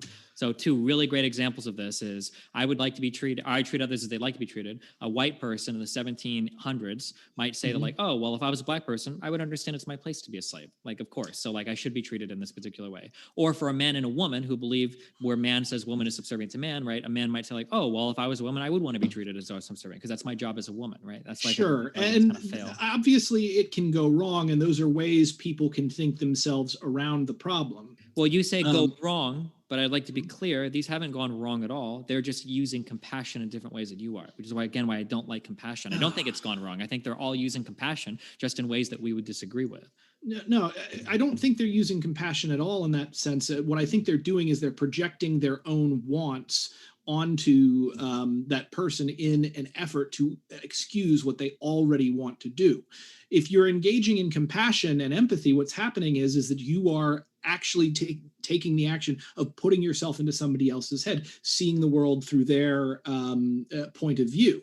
And certain people are better at it, and men are highly discouraged from ever doing it.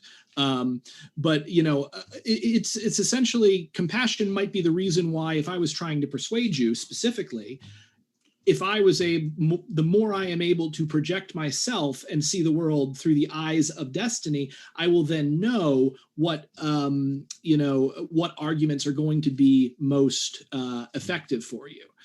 It's the difference between like compassion and empathy as a difference between like, I guess more emotional caring instincts. It's like what you're giving me essentially is it's the monkey lifting the fish out of the water saying like, oh, get out of there or you'll drown, and putting it safely up a tree. The monkey's doing what's good for the monkey, but it doesn't have compassion. It doesn't have empathy. It doesn't understand. It wants to help the fish, but it doesn't really understand the fish because it's incapable of putting itself into the fish's mind and the fish's body to a certain extent. And I think that as a result, that evolved ability of humans to be compassionate towards others and to place ourselves into the shoes of other beings, to the point to where some people like throw out their old Game Boy and feel bad about it, even though the Game Boy has no feelings. I think that is one of the key evolutionary strengths and abilities that we have. And I think it's also really important for debate and rhetoric. So I don't necessarily disagree, but again, I'm going to argue that I would say that you're talking around this a lot, in that all of every single statement you hear is I think begging the question. I think it all presupposes what a person means. Like, for instance, so when you say like, first of all, we have to acknowledge we can never truly see through the eyes of another person. That's literally impossible. Certainly when we not. say that, what we really mean is we're trying to assume as many situations in our heads that we can write. But it might be fully possible that a racist man says, I totally see life through the eyes of a black person. I consider myself to be inferior to the white man. And yeah, if I'm a slave, that's just the natural role that God's given me to fill. And that person could be exercising compassion. Now you disagree. Yeah, but he sucks at it. From your perspective, but he would say you suck at it. And you have no way to argue with each other. That's my point. Your two views are incommensurate with one another. You have no way of communicating past your disagreements of compassion. Whereas I would argue that with my system, at the very least, now rhetorically I would approach it differently, but if we were to just sit down and write it out, I would win a debate in logics against him. I would say, well, from my position, I think that I can demonstrate better worlds for both of you that you could both exist in. Whereas for anyone else to rely on compassion, the other guy would be like, oh, I have compassion for people just as God intends to. And blacks are here to serve whites. That's my compassion. Right. And you would just be totally lost. You'd have no way to communicate with that person. Well, again, I don't think people are primarily motivated by logic. Like I agree with that. That's not relevant to what we're saying, but I agree with that. Yeah.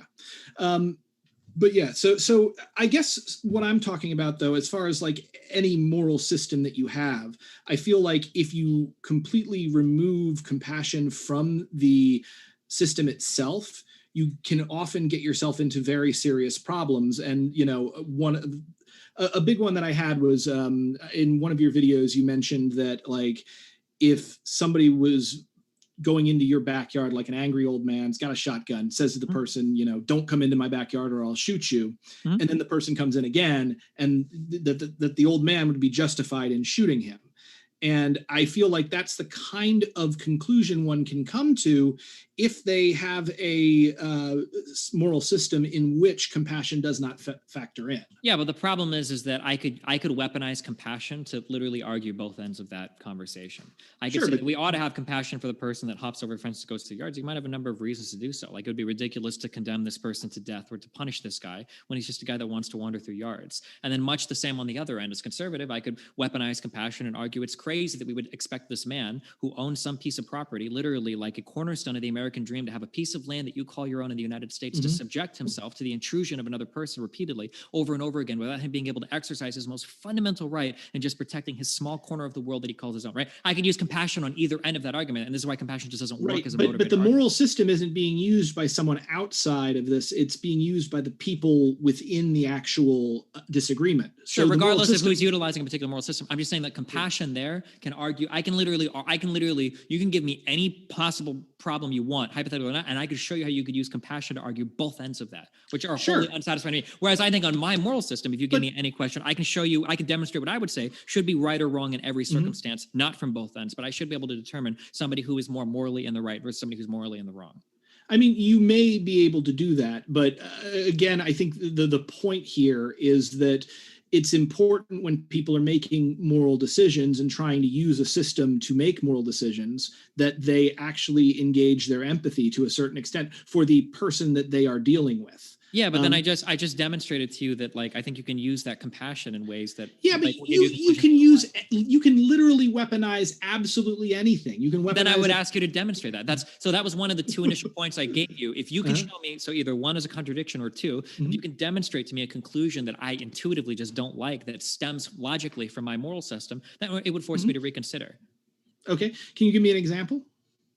Well, no, if I had an example, I wouldn't follow my moral system. Of course not. I don't believe that there are any more examples that cause either a contradiction to appear in any of my fundamental beliefs or generate like some belief that I don't like. I will admit that I get a little bit uncomfortable at the extreme ends of my hypothetical system. So for instance, when we talk about like stealing a blade of grass from somebody's yard when they've been put on notice, there might be like extreme ends to that, but for like 99% of cases, I'm okay. And for those extreme ends that I get a little bit uncomfortable for, I would be more uncomfortable with the extreme ends of a contradictory system. For instance, one that would let you to infinitely steal small amounts of property from another person that should never be able to, right? So I would just need, like, that's why I gave the example earlier. If you could demonstrate to me that, like, oh, well, if you say that this is true, guess what? If right?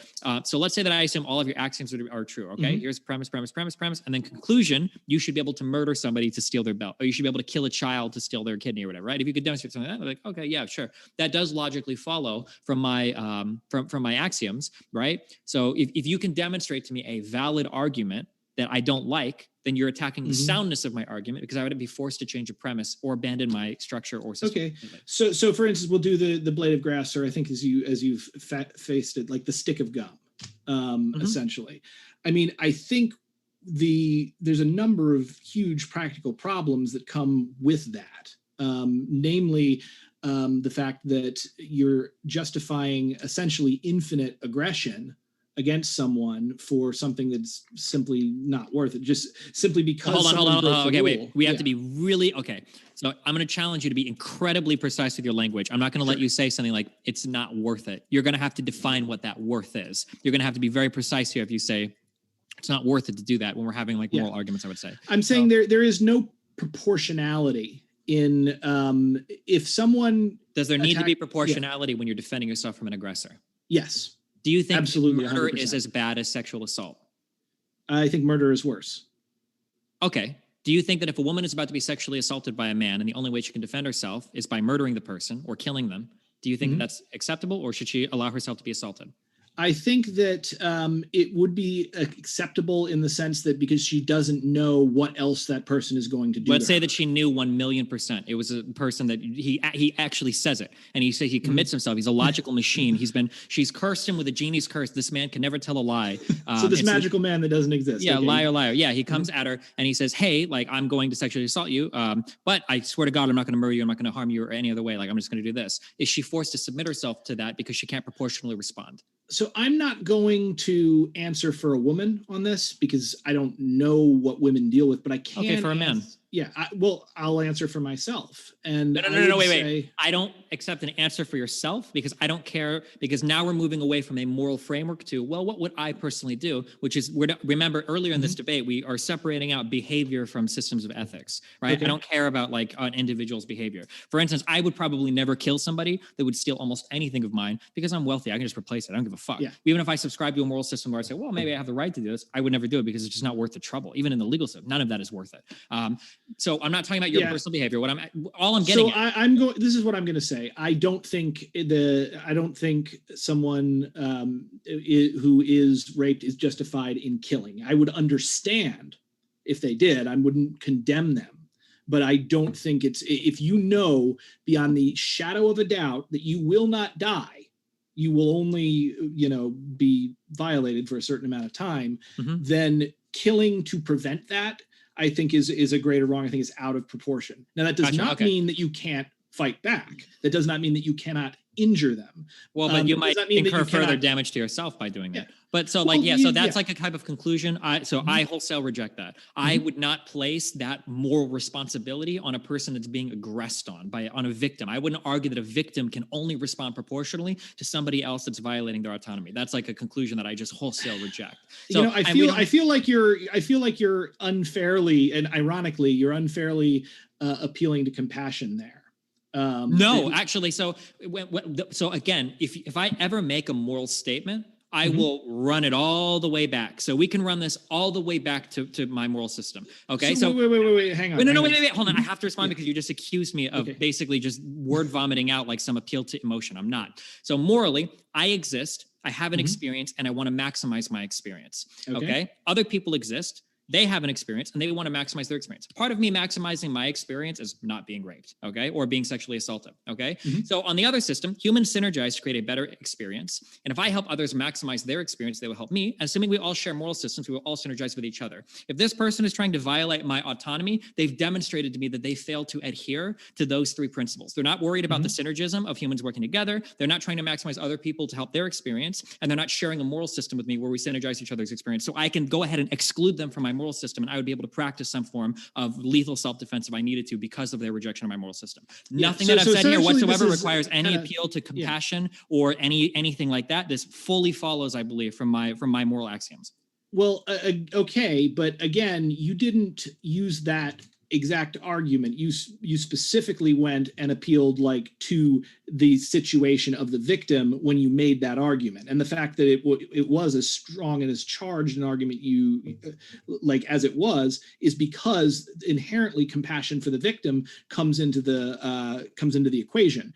I don't care about compassion. If someone demonstrates that they are not functioning within your system, again, I don't think that just because they have rejected the social construct that you have projected onto the world through these logical suppositions, I don't think that means that you are justified in ending their life, even if they are violating that. There was a great debate actually. Hold on, to be clear, just to be ultra clear, okay? I'm not arguing whether or not you should or shouldn't kill somebody. That was the example I used. That's not what I'm arguing. What I'm arguing against is you seem to give me this qualifier saying that if you respond to something, it must be proportional. I disagree with that. And I think that most people intuitively would also disagree with that, even if they haven't explored their fundamental moral system. I think that most people intuitively would not agree that these types of responses need to be proportional. I would argue intuitively, most people feel as though the aggressor probably deserves some level of disproportionate response. I'm going to disagree entirely. Our whole justice system is based on the idea of proportionality.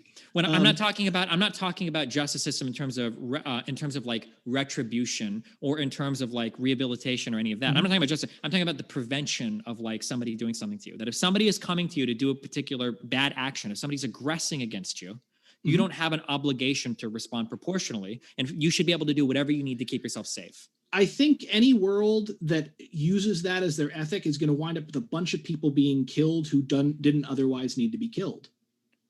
Okay, and I will argue that your system will end up with a bunch of people, killing and sexually assaulting people because they know that they're not going to be punished heavily for it. If the person they're attacking is sufficiently small enough or disarmed, then they know that nothing really bad is going to happen to them. Look, I'm gonna say right off the bat, I think that that's a very limited way of looking at this. We also know that stuff like, for instance, the death penalty is not a deterrent. Death penalty is not talking about the prevention of a crime. That's the punishment of a crime. With my form of justice, I don't believe in retribution or justice at all. I only believe in rehabilitation. That's something completely separate. I'm talking about looking at somebody.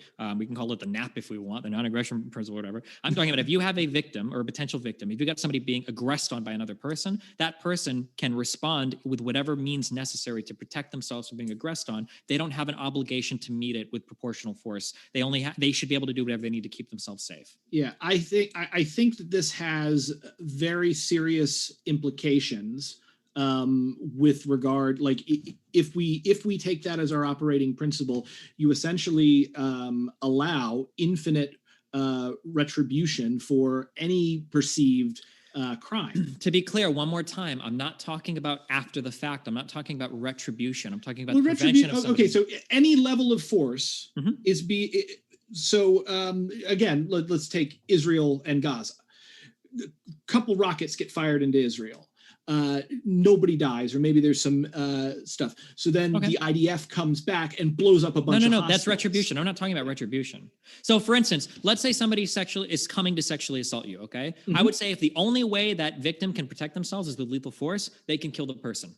But if that person sexually assaults them, then walks away, I don't think you can kill the person then in retribution. That's a totally different. Let's go for the line then. We don't need to use sexual assault. Let's go down to that someone's coming at you to take your wallet. You can kill them over the wallet? If you tell them not to, if they're going to aggress on you, and if you want to defend that wallet, yeah, I think so. Okay, so why is their life worth like your wallet? Your wallets, you've got. You'd have to ask the aggressor. They're the one making that decision. No, they're not making the decision to die. They're making the decision to violently ask for your wallet. If they violently ask for your wallet and you tell them, if you come any closer to me, I'm going to kill you, they're making the decision to exchange their life there. No one would necessarily believe that because people say, I'm going to kill you all the time, and they don't mean it. Well, or that sounds like their problem. Why do they feel like it was worth taking the risk? Again, I don't think people think through it that much. I don't think that. Okay, that might be true, but I'm not going to place the onus on the victim to determine the mental state of the aggressor. I don't think that's a victim's responsibility. I'm not doing, again, the issue, I wouldn't put the onus on the victim either. But you are. Because, no, keep in mind. They're hardcore restricting what they can do to protect. I absolutely am not, because again, they don't know what's going to happen. Well, so then it sounds like in practice, your system would collapse into mine anyways. So a woman is holding onto a purse. A guy comes and says, I'm going to steal your purse. It sounds like what I would say is she can defend it with lethal force. And then what you would say is, well, she can't defend her purse with lethal force, but she doesn't know if the guy is going to kill her. So she can defend her purse with lethal force in all applicable situations anyway, because she can never determine if he's going to attack her or not. These would be very similar situations, I grant you. But the fact is that the undergirding, what seems to undergird your end of it is the problem is a person is not upholding their end of the social contract, and therefore they make themselves fair game for any level of violence against them. Well, preventative violence, but yeah. Yeah, I'm rejecting the idea that, because one, as far as the social contract goes, I mean, I don't know about you, I didn't sign shit. And nobody. I think you do.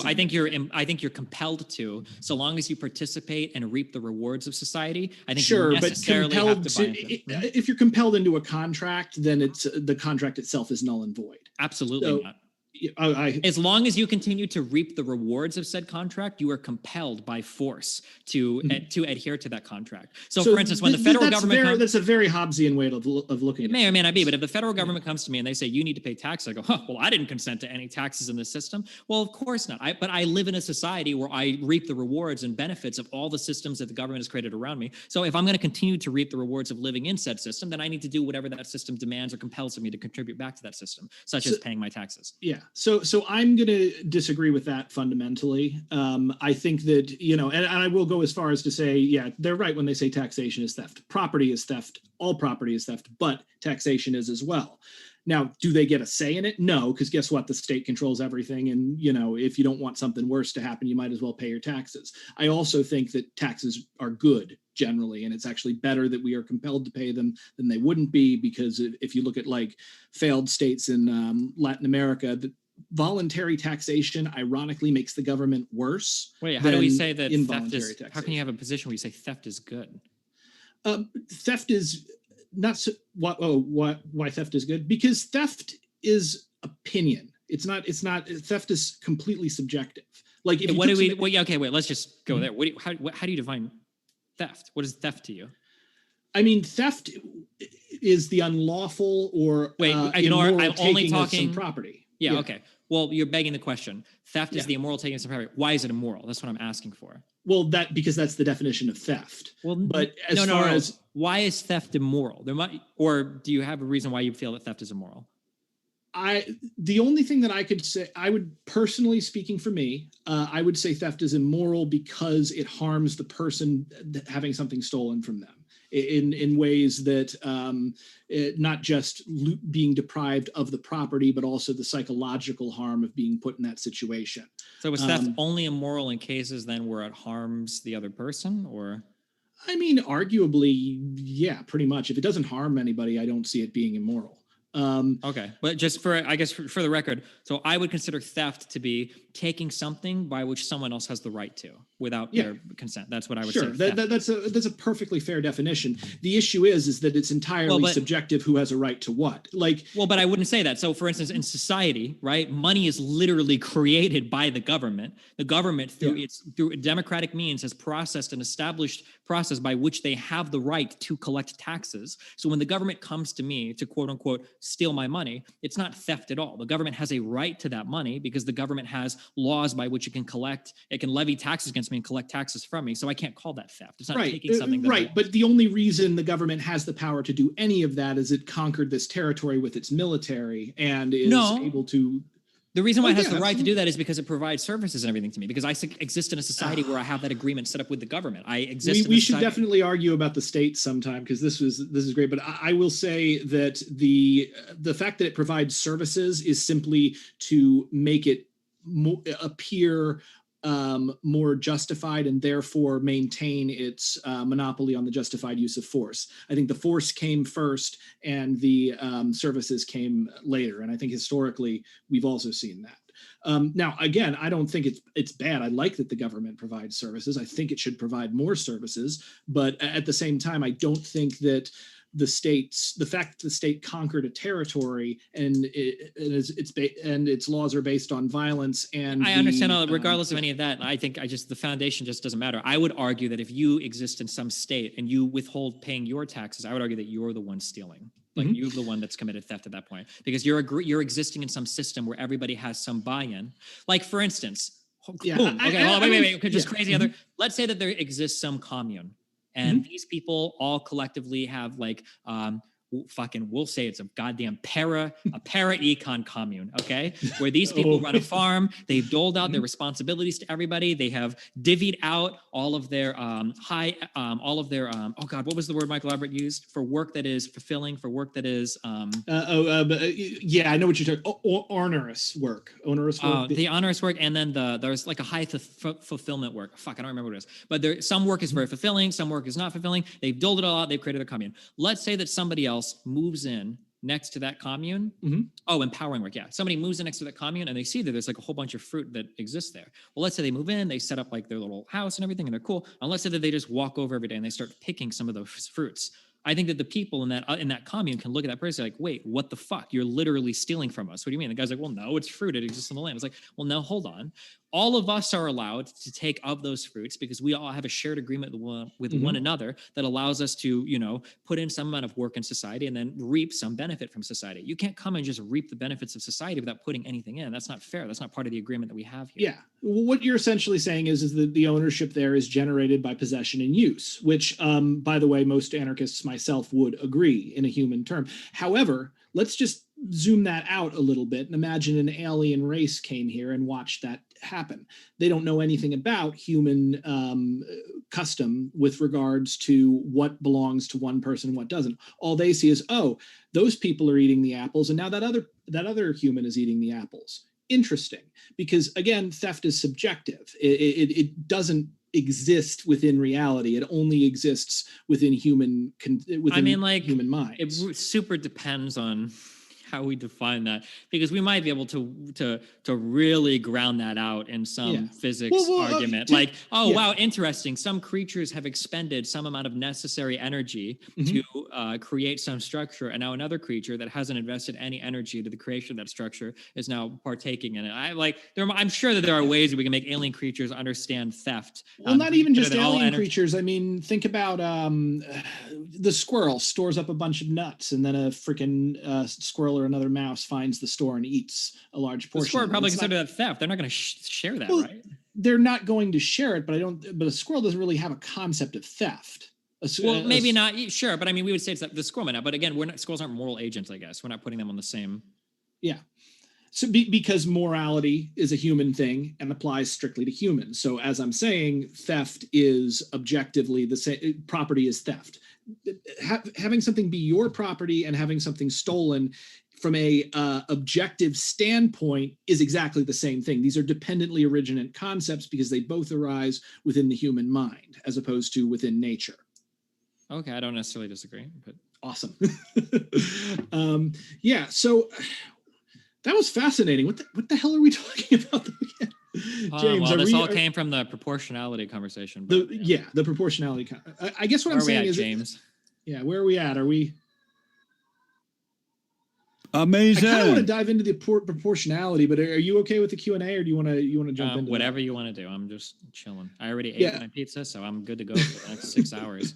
I was a little worried you were going to show up with a pizza. I ate beforehand. Yeah, it would have been funny. So, all right.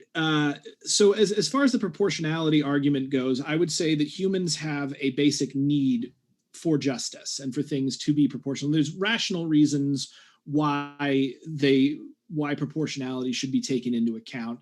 The other reasons are, one, if you justify infinite aggression against someone because they violated some social more. To be clear, this is not my position at all. There's a very clear difference between the prevention of aggression and the punishment or the retribution of aggression. Okay, I don't believe in punishment or retribution or justice. I throw all of those concepts out. I think they're all silly. I only am talking about the prevention of somebody violating you or your autonomy. Okay, so it's purely in the prevention. I think that by, again, justifying infinite violence within the context of preventing something negative from happening to a person by someone who has violated the social contract, I think what you're opening the door for is for a lot of people being killed by accident because what's happening was misinterpreted. And we see that. And I think you're also opening the door for bad actors to specifically bait people into breaking the social contract specifically so they can kill them. So for number one, I don't think that I think it's generally pretty clear when somebody's trying to steal your shit or threatens great bodily harm against you. And then for number two, I mean, there might be bad actors, but there can be bad actors with literally anything. Like everything can be bad actors, right?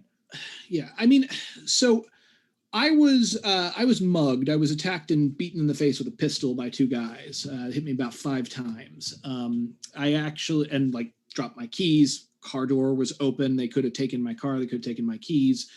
The way I dealt with it, because at first I was about to start fighting them, and then I realized, oh no, that's a gun. New plan.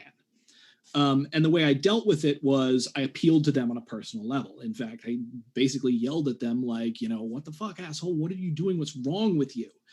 And this actually caused them to take a step back and to kind of realize, oh, I'm actually in this situation. They were younger than me when they attacked me. Eventually, they demanded money. I had about $600 in my wallet, and I snaked my hand down. They got $20, and that way I could still pay my rent the next day, and ran off. And I've had conversations with a lot of people over this, and some people have been of the mind that, if you had a gun, you should have killed them. And the thing is that I realized, one, in that situation, a gun actually wouldn't have helped because they totally had the drop on me. So if that gun had been loaded and I tried to draw on them, they would have shot me before I was able to. But the other big issue of it is that, these are 2 kids. And they're making a mistake. They got $20 from me. It's not really that big of a deal. They injured my face, and I had some PTSD for about 2 to 6 months afterwards. But I also think back to what would have happened if, let's say, I had been armed and had killed them both. And what effect would that have had on their families and communities? How many people would go and suddenly their brother went out to hang out with his friend and he didn't come home? You know, and ultimately, I would rather them get away with the $20 and have a chance at redemption later on, and it realizing that what they did was wrong. Say what? What if they would have killed you? Well, exactly, but they didn't. Well, but we can't argue from one example, right? Sure, I could literally make infinite moral arguments from one example. But what if they would have killed you? Would you be in a completely different spot at this point? Because what you're arguing, I've heard a million conservatives argue from the opposite end. Somebody tried to kill me, I had a gun, I pulled it out, and I killed them. And thank God I'm alive today. My family's not deprived of my existence just because some robber wanted to mug me. Yeah, which is why I say you are authorized to deploy deadly force in situations where you being killed is a possibility, as opposed to because you don't know if you might be killed or not. If I had drawn on them and I had killed the both of them, even though they maybe never would have killed me, maybe the gun wasn't even loaded, I would have been justified in that situation because of acting on the information that I had. However, acting purely on the fact that the social contract has been violated and that justifying the use of deadly force is something that I think it's a subtle but very important distinction between our two approaches here. And I worry that yours, using simply the violation of the social contract, is going to have a lot of really, really negative effects down the line, both for making the actual decision as to when you want to engage in that kind of thing, and also for what effect it would have on the society overall. Yeah, sure. And I would argue the same, but I would just argue it in reverse to yours. Like, I'm okay with people infinitely defending themselves from muggers. I'm not okay with people being infinitely mugged. Mm-hmm. Okay. Well, infinite mugging, Nietzsche's eternal recurrence. Just keep going back to that moment. That'd be horrific. All right. So James, I think we've hit a point to agree to disagree. Do you want to move into the Q&A?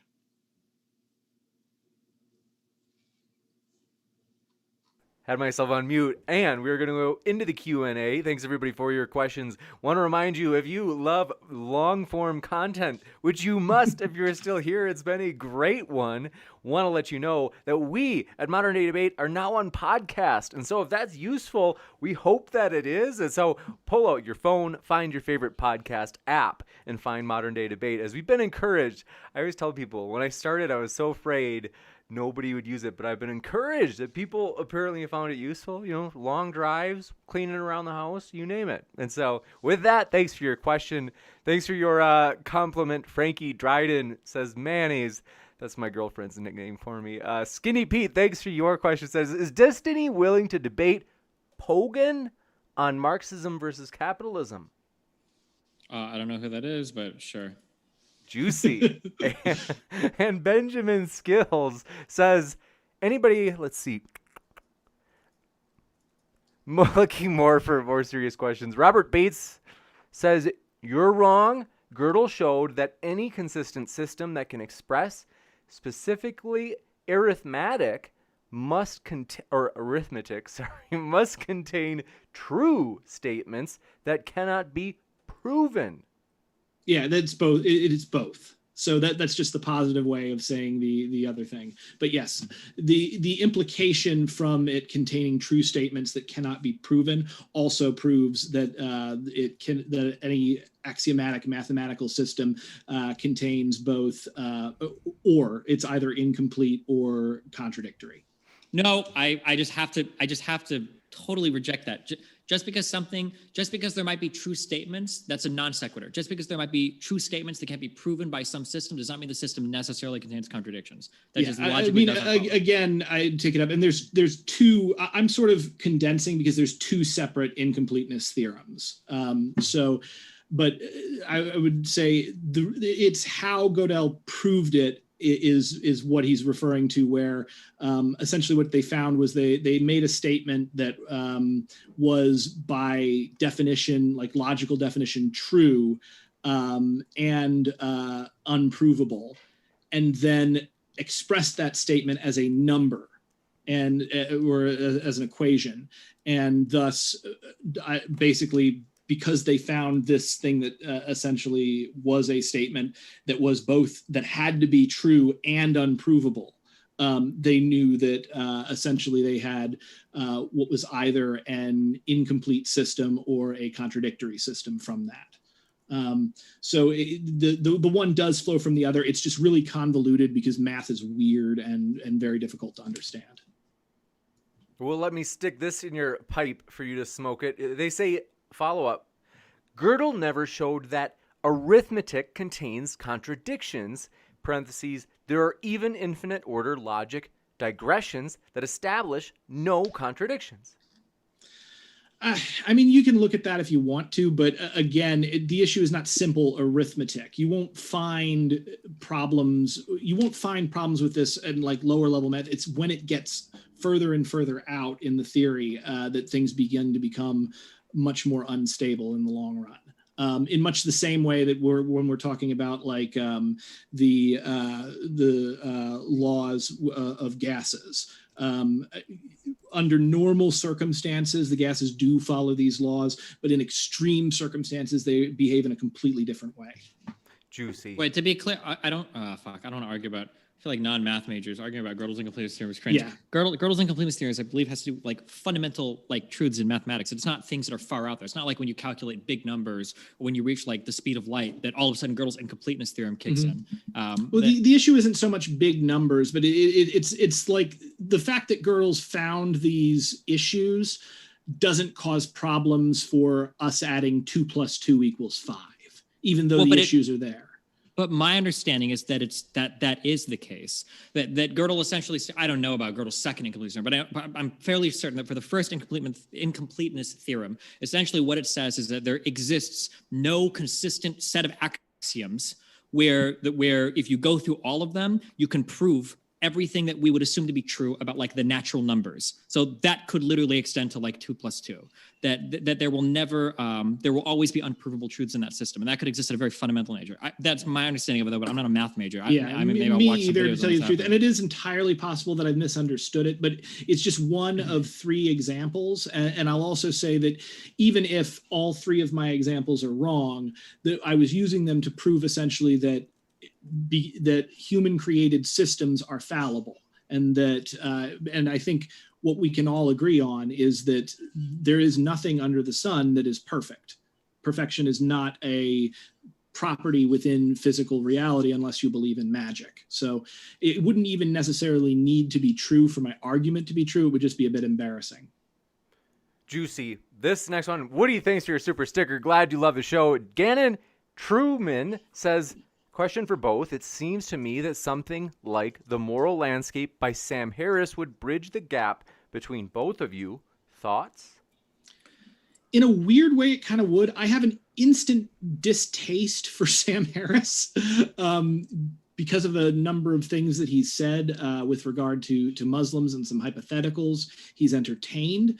I also kind of have a bit of a problem with what he's started to do meditation and experiment in Buddhism, and I think that's really great, but he's taken a very specific and, in my opinion, toxic Western attitude and infused it. So it possibly could help us bridge the gap, because I do think that there are some good things that Sam Harris has to say. And I think that it does. I see exactly what you're getting at and why you'd think that, but also like, I just instinctively bristle at the mention of Sam Harris. Destiny, do you have a... My applied positions would actually be almost identical to Sam Harris's. I imagine if we disagree on something, it's going to be on an empirical matter of fact. The only reason why I don't like Sam Harris is because I believe that his solution, his claiming that he solved the is-ought gap, is just really stupid. Tis vanity. I am an anti-realist in regards to like any like absolute moral truth or whatever. I don't believe that can be established. I like the way that I address this is I literally just say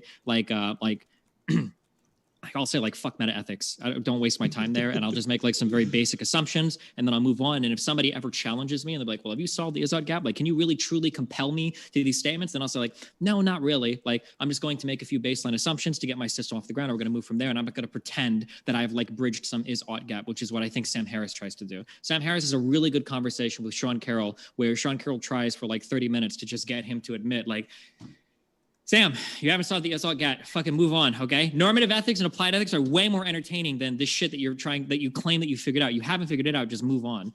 Harris does not have the prerequisite background. He does not have any engagement with the academic literature. For him to claim that he's like just solved this age-old problem of thousands of years in ethics is just really cringe, in my opinion. So kind on of an like applied Stephen Molyneux with that guy's on a whole other level of crazy. But yeah, Sam Harris and me, I imagine, depending on the information we possess, would have very similar applied positions. He's just going to make much stronger claims about the truthfulness of his morality than I will about mine. Gotcha. And Gannon Truman says, question for both. It seems to me, no, we got that. Bilda Bonker says, I think I've watched 2 to 3 debates. Here's my taxes paid. Thanks for your support. Turbo says, bring out the pizza, Destiny. Intimidate him. Thank you, Mark. The pizza was not about intimidation. The pizza was about distraction, which people do. Go watch Donald Trump debate Hillary Clinton, though I don't think Destiny did that.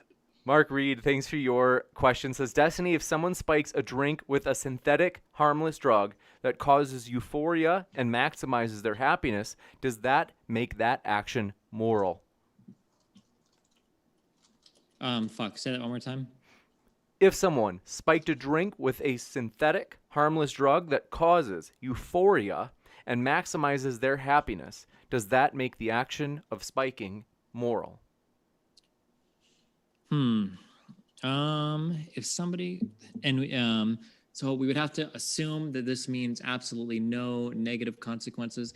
So the conflict I have is that in one sense, you are compelling somebody to do something that they didn't choose, which I think is kind of a violation of like you're maximizing your existence as having some level of autonomy over your life. I would say that if there isn't some pre-existing agreement to do that, I think that decision wouldn't be ethical. I don't think you can do that. I don't think you can force that onto somebody, even if it would necessarily result in a better outcome, because that person hasn't consented to that action. And I don't think that other people doing things to you that you don't consent to necessarily will always maximize your experience.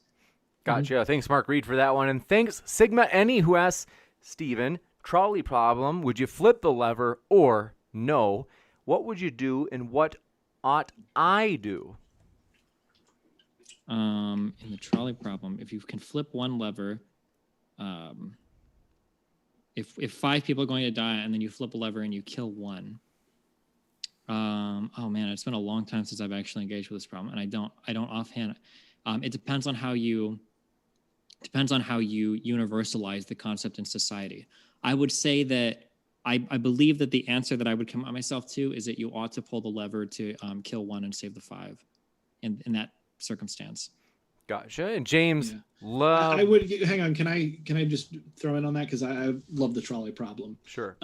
So I agree with Destiny on this. You should flip the lever if those are the only 2 choices that you have. However, the other answer that was made pretty famous by the Good Place is the way you solve the trolley problem is you throw yourself under the tracks and derail the train, saving all 6.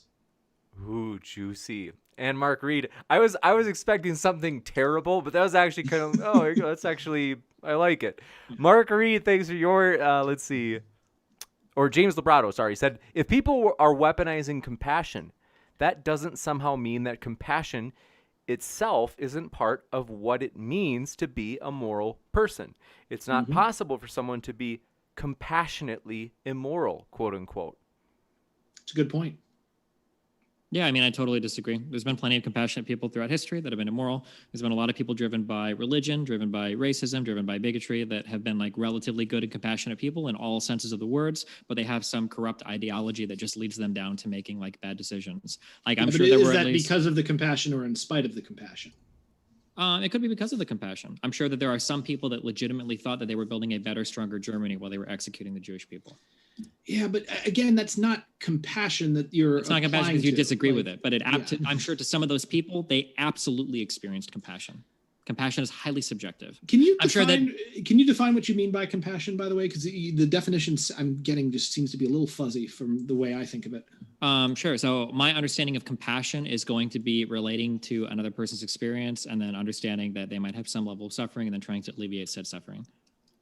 Okay, yeah, that's not what I would. That's what happens like often when someone is feeling compassion, but that's not actually what I would define compassion as. So we've actually been arguing about a word that we're defining two different ways. Next up, thank you. Wait. Well, how do you define compassion? I have to hear that now. I would define compassion as the act of seeing the world through someone else's eyes and feeling what they feel. How is that different meaningfully from what I just said? Well, you specifically defined it like more or less as taking an action based upon you kind of put it in the realm of action, that taking an action based upon emotional feelings you have towards a person, as opposed to understanding them and understanding where they are and where they're coming from, feeling connected to them because of that understanding. So, and this was what was strange when you were talking about somebody like having a compassion for a Black person who obviously seems to think that they are inferior to white people. What's the difference? Do you recognize the difference between compassion and empathy? I think empathy leads to compassion. So that there's a different. Empathy is kind of the ability to see the world from somebody else's perspective. Okay, but I agree with what you just said, but empathy Yeah. leads to compassion. But your definition of compassion is more or less what I would call empathy, and then I would say that definition of empathy leads to my definition of compassion. So empathy I would say you can have empathy without compassion, though. For instance, if you're a sociopath, you can be empathetic in the sense that like you can see the world through somebody else's eyes and figure out the best way to manipulate them. It's the difference between understanding and then the connection between you and them that occurs because of that understanding. Okay. This one coming in from Will Stewart. By the way, I want to remind you folks, both of our guests are linked in the description. Highly encourage you to check out those links. We really do appreciate our guests. Will Stewart and says, also, again, as far as compassion goes, please, if you've got anything, even $1 or a share, they're a long way. My friend's sister who needs the heart surgery, they're a long way away from their $75,000 goal. Anything you guys can do would make such a huge difference for them and their family. So please, thank you. You got it. Thanks, Brenton. And thank you, Will Stewart, for your question, which is, Brenton, can you demonstrate how your morals based on compassion deal with a man who breaks into your house to steal food for his family and then kills yours in the process? Why is your family due more compassion than his is? Okay, so if someone breaks into my house, I'm going to be, first of all, I would hope that it doesn't escalate to the point where he's killing my family just to steal some food. And in fact, if the guy knocks on my door and says, I need food, can you please help me? I'm just going to give him food. But let's assume that he breaks in, he wants food, he inadvertently kills my family, or maybe he kills my family for whatever reason. I, in that situation, would be compromised by bias, and my ability to feel compassion for him would be thrown completely out the window because of my duty to my family. So I might act in a completely different way than I would normally say is ethical. And we see this all the time in fiction and in like great tragedies and stuff. It's when a person has some horrible circumstances befall them that then compromise them. It's also the reason why we don't allow people who were mugged to sit on the trial, to sit in like on the jury of the person that they're mugged. You can't make that decision. So, I would say that in the event that something like that happened, I would hope that my compassion, both for my family and his, would supersede any kind of driving revenge that might be instinctively coursing through my body. But I would not hold myself accountable necessarily for that intense instinctual desire for revenge, because again, that's also part of being human. So, if society needs to hold me back and restrain me from taking revenge, I would say, if I were in my right mind, which I cannot be in that situation, it is right that I not be allowed to go and attack that person or torture him or kill his family. We have systems in place to deal with this, because those who are wronged cannot be judge, jury, and executioner, and we've known this for hundreds of years at least. Okay, wait. What was it? What was the question to that? It was. Yeah, it was kind of phrased a little like, anybody ever want to look more like? Do it.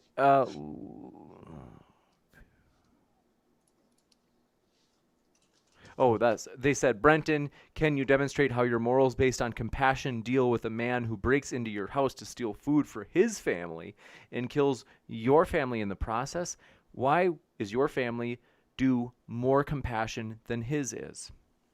Oh, yeah. So, okay. So I guess my answer in that situation would be, if somebody's trying to break onto your property, you would never be compelled to submit yourself to whatever their desires are. That if they've put themselves in an aggressive situation against you, you don't have the burden to suffer whatever aggression they deem necessary for their own existence. So you'd have the right to defend your property, your family, whatever way you see fit.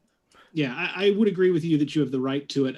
The only more that I can kind of add to this is, I think that as far as my moral system would go, both families are due equal compassion in that situation. One is not due more than the other, though my duty as the father in that situation is primarily to my family and not to the guy or his family.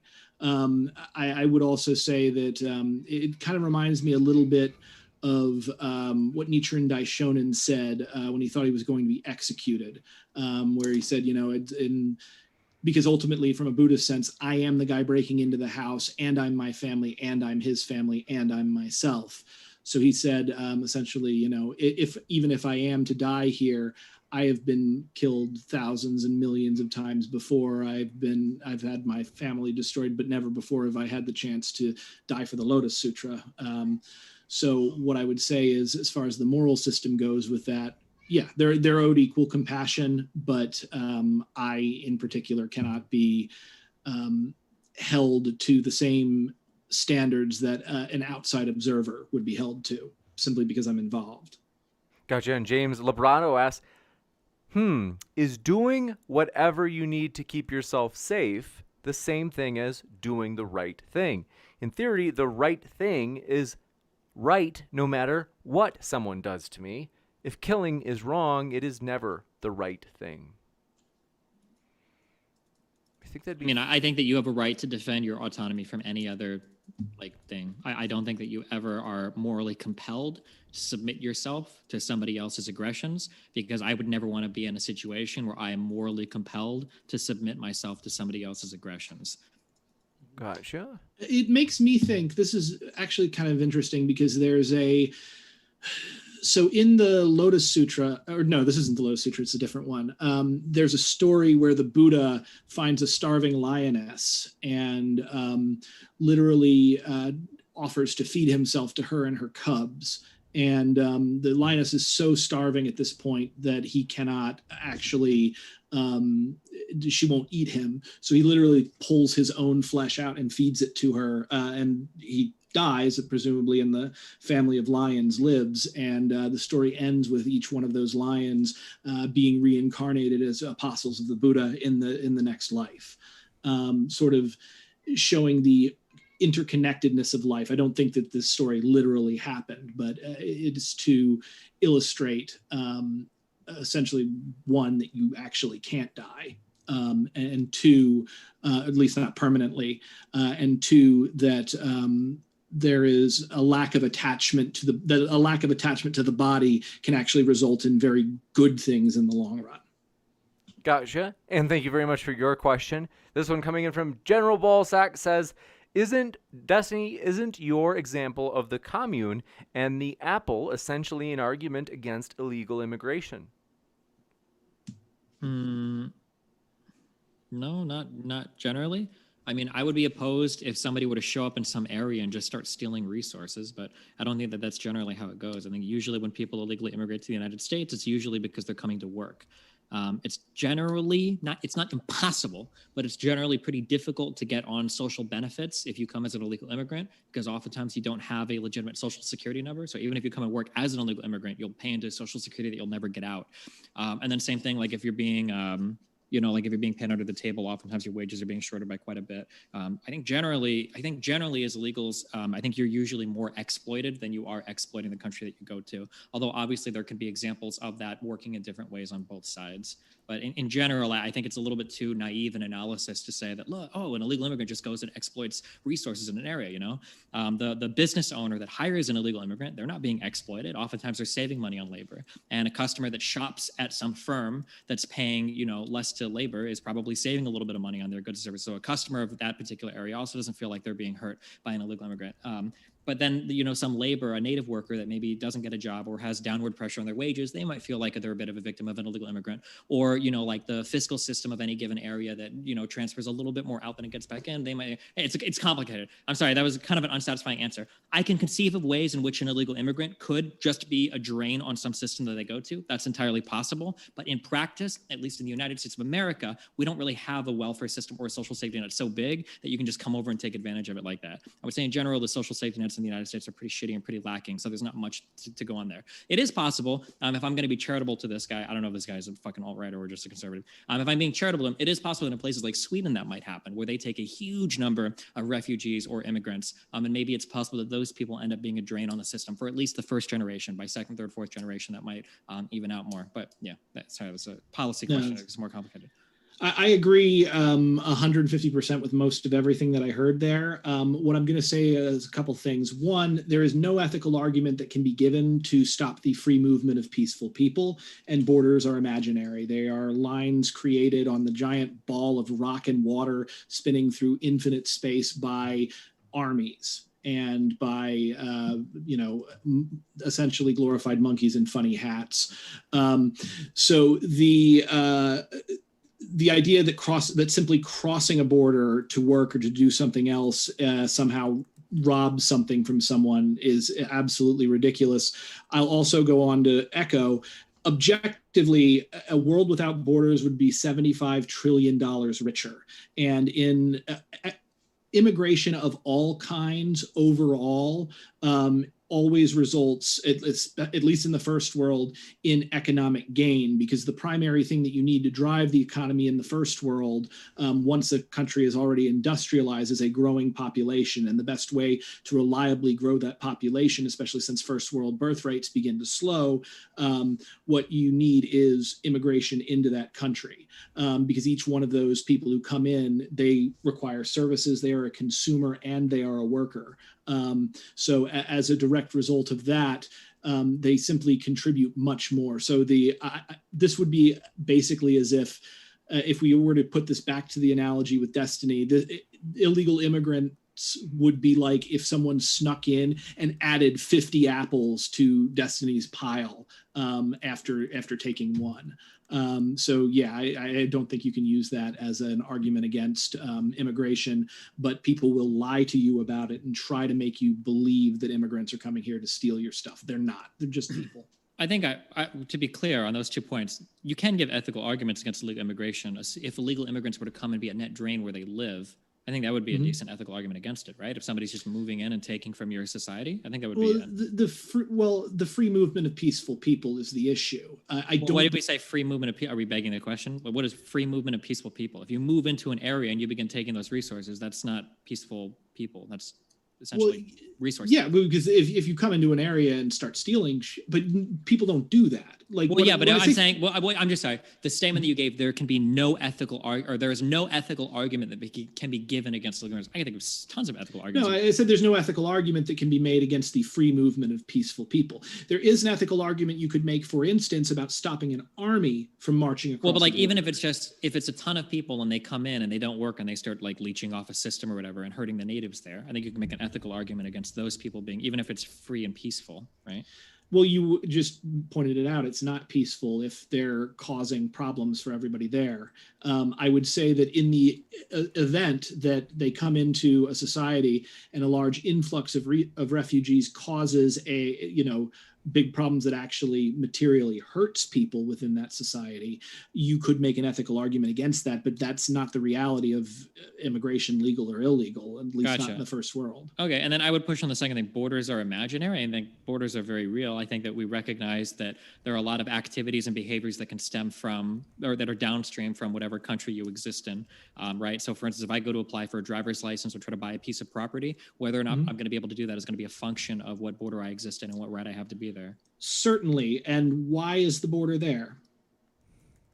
Because it's the way that we've chosen to organize ourselves. And yeah, well, I would say that's what the state has done. But yes, so you can say that we have, let's take the criticisms of the state and its total, unrespectability out. Let's assume that this is simply the society that we have built and we have all agreed to operate by these rules.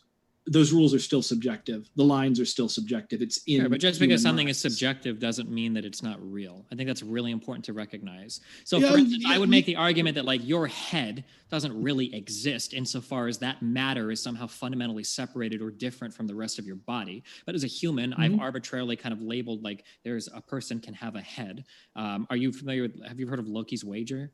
Oh yeah. With who gets the you can take my head, but you can't have any part of my neck. Yeah, so then the dwarves or the elves or whatever, they're not allowed to execute him, and he walks free because they don't know where they can start chopping along the nape of his neck or whatever. Well, he doesn't walk free. Brock the dwarf sews his mouth shut instead. Well, it's probably better than losing his head. But regardless, just because something might not have like a strict definition or just because something might be subjective doesn't make it useless, and it certainly doesn't make it unreal, I think. I mean, it doesn't make it useless, and I think borders can be useful. Sure. I just thought the statement that borders are imaginary, I think is nonsensical. Like, would you say, I would say that they're imaginary in the sense, borders are imaginary in the sense that all borders that exist within this planet exist within human minds and human customs, as opposed to within reality. I understand, but I don't think we would say that about any other, like, for instance, using that same definition, would you ever say language is imaginary? Language is imaginary. That's a very interesting way of putting it. I would say that specific languages are imaginary. The act of communicating with language is real and material. Okay. You got it. And jumping to the next one, Nikolai says Destiny equals beta. Is that a meme, Destiny? Is that something that your peeps regularly say, or is it in reference to the famous debate between you and Jesse Lee Peterson? Yeah.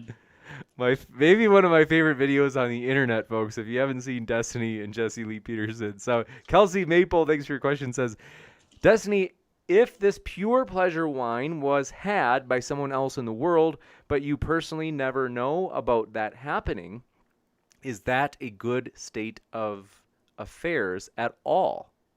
I mean, it is for the person experiencing it, right? But I would have no knowledge of it, so it may as well not exist to me. You got it. I'd just like to add on to the previous one. Somebody also took part of Destiny's conversation and like animated it like it's South Park. It's freaking hilarious. I'll have to check it out. And Robert, let's see. Thanks for your last minute question. Said there are systems that are provably both consistent and complete. Geometry.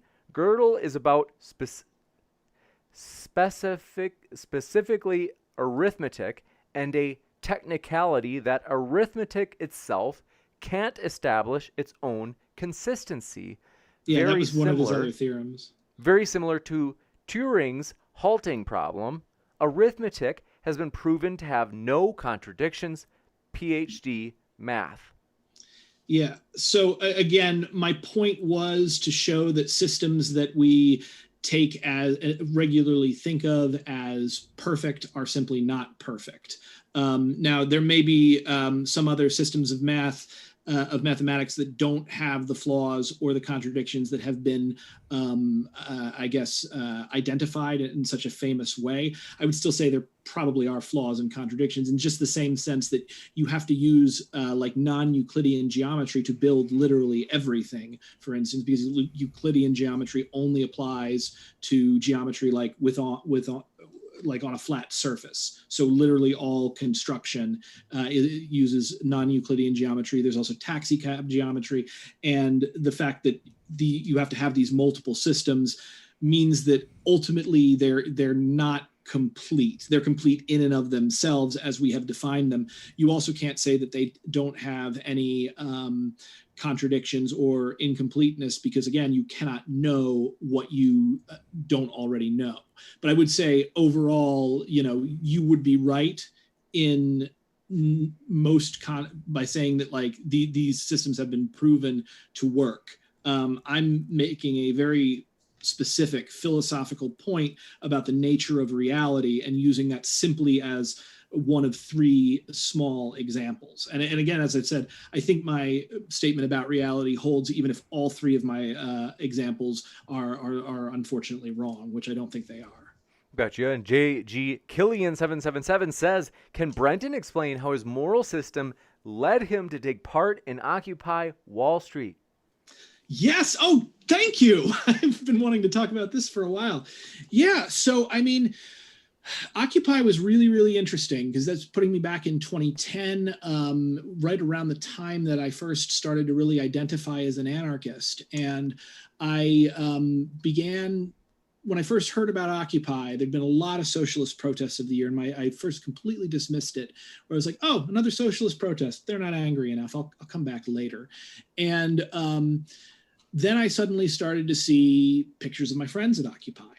And I started to see pictures of my friends getting arrested, like being tricked onto the Brooklyn Bridge by the NYPD, only to be arrested and handcuffed and kept in. One of my friends was actually kept in jail for 72 or 76 hours with no charges because he would not submit to a retinal scan.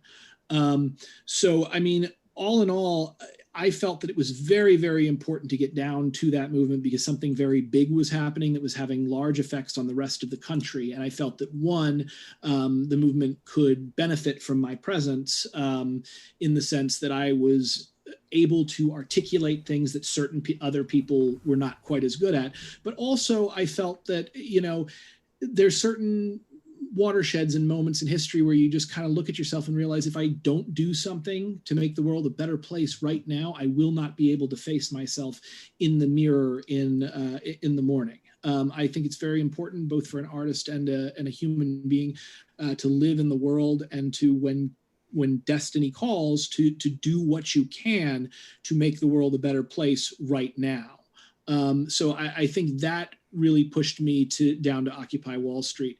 The other thing that pushed me in that direction was the fact that I was really worried that the country was going in a very frightening and authoritarian direction. That was before Trump.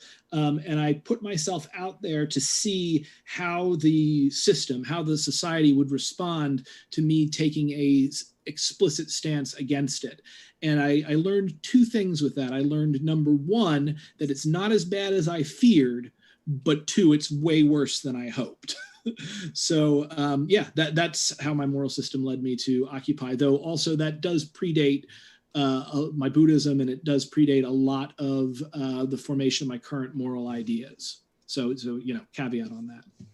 Gotcha. And thank you very much for your question. This one coming in from Ice JJ365 says, ask Destiny what the alternative is to the society that we are forced into.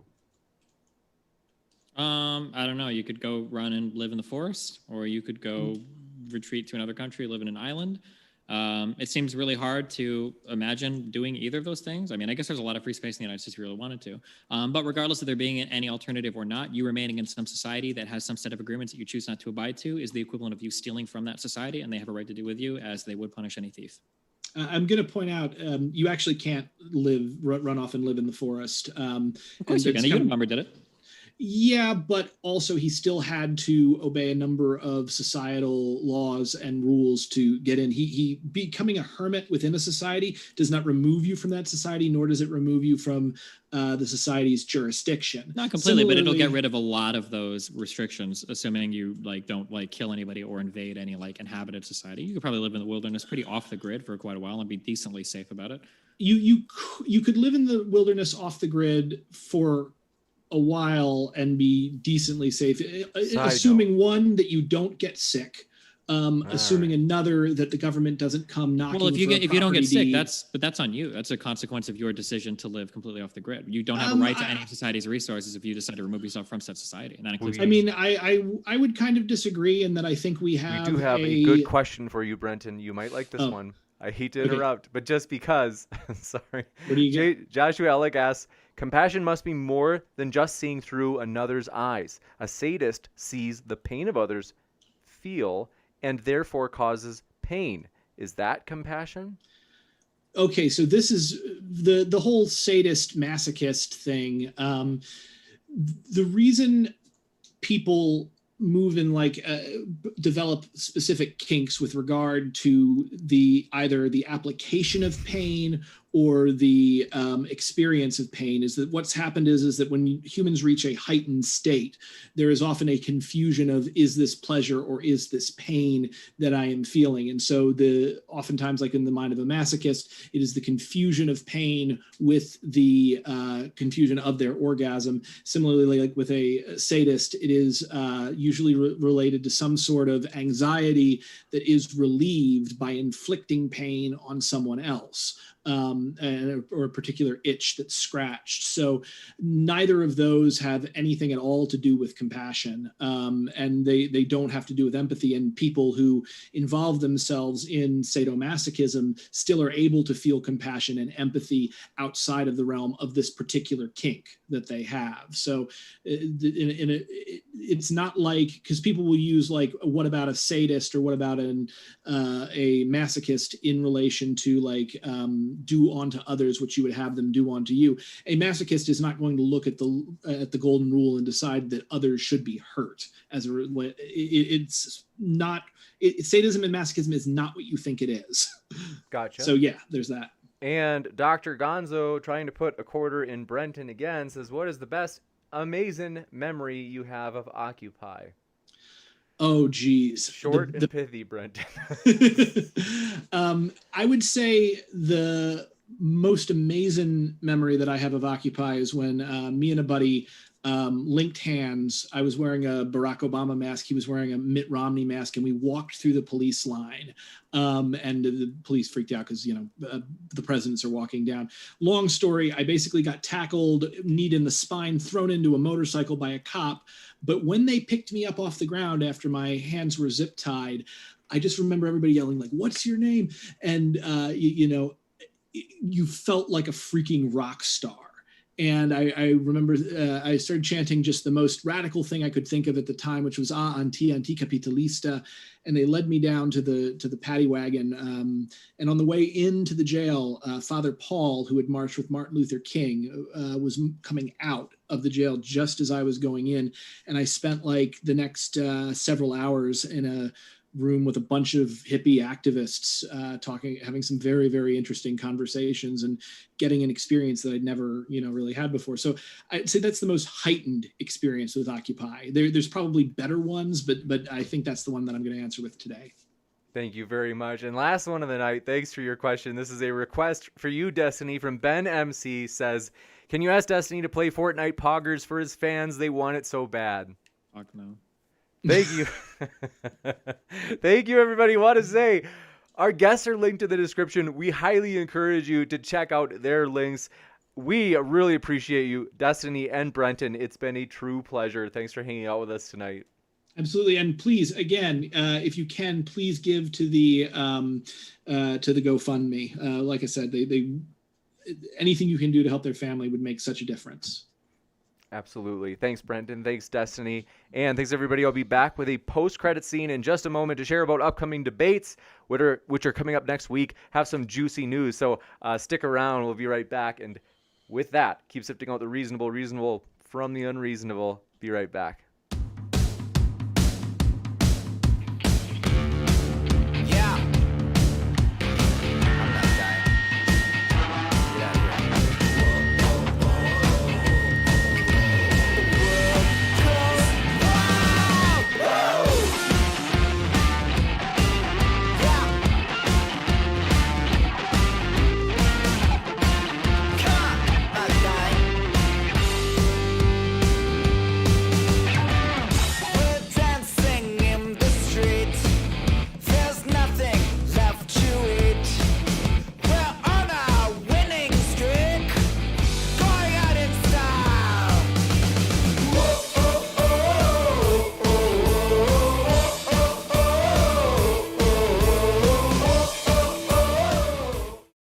Ladies and gentlemen, that was a blast. Oh, that seriously just puts me in a good mood. First of all, I honestly just love both Destiny and Brenton. These guys, they're awesome. It was a lot of fun. And we really appreciate you hanging out with us, folks. In fact, I want to say hello to you. So this is also in addition to mentioning upcoming debates like this one, the Super Straight debate, which is coming up next week, you guys. You don't want to miss it. That's going to be epic. It's going to be, honestly, that's on Tuesday, by the way, at 8 p.m. So if you haven't yet, hit that subscribe button and that notification bell so you don't miss it live. It is going to be a big one this coming Tuesday, folks. Like, you don't want to miss it. It's going to be the first time we've ever had that topic, and it's also going to be the first time Tom and Debate Boy, Jangles, have ever crossed paths. It's honestly, it's going to be epic, and so we look forward to it. And so, yes, good to see you, Doubting Thomas, as well as the Shire Crier and Brennan and King 101. Disentropic, good to see you, Doubting Thomas, Crazy Monk 27, and the Janzy Franzy, glad you're here. And then, let's see. Oh, I didn't even while for the win. Sorry, I didn't. I thought that. I thought I maybe I'm hearing things. I thought that Destiny said F no when someone asked it, when I asked the meme question. I thought he was done, so I didn't mean to cut him off. Sorry about that. And let's see, what was it?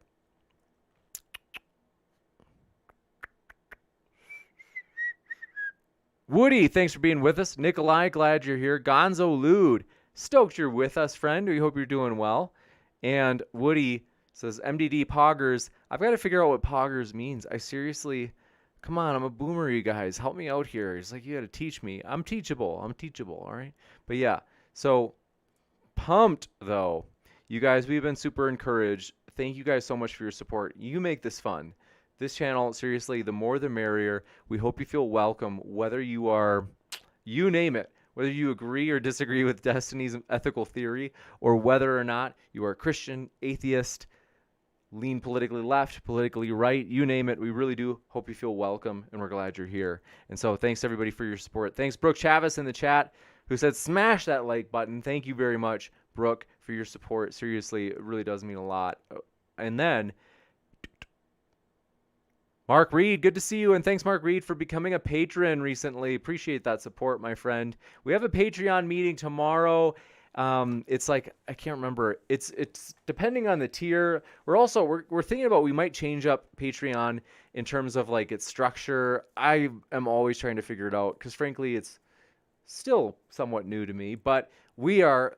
So yeah, tomorrow, depending on if you're in the, I think it's the tier of either general ticket or the front row seating, that should be a fun one tomorrow morning. And that's at 10 a.m. I think it's 10 a.m. Eastern, or is it 10 a.m.? I'll have to, it's in the Patreon posts.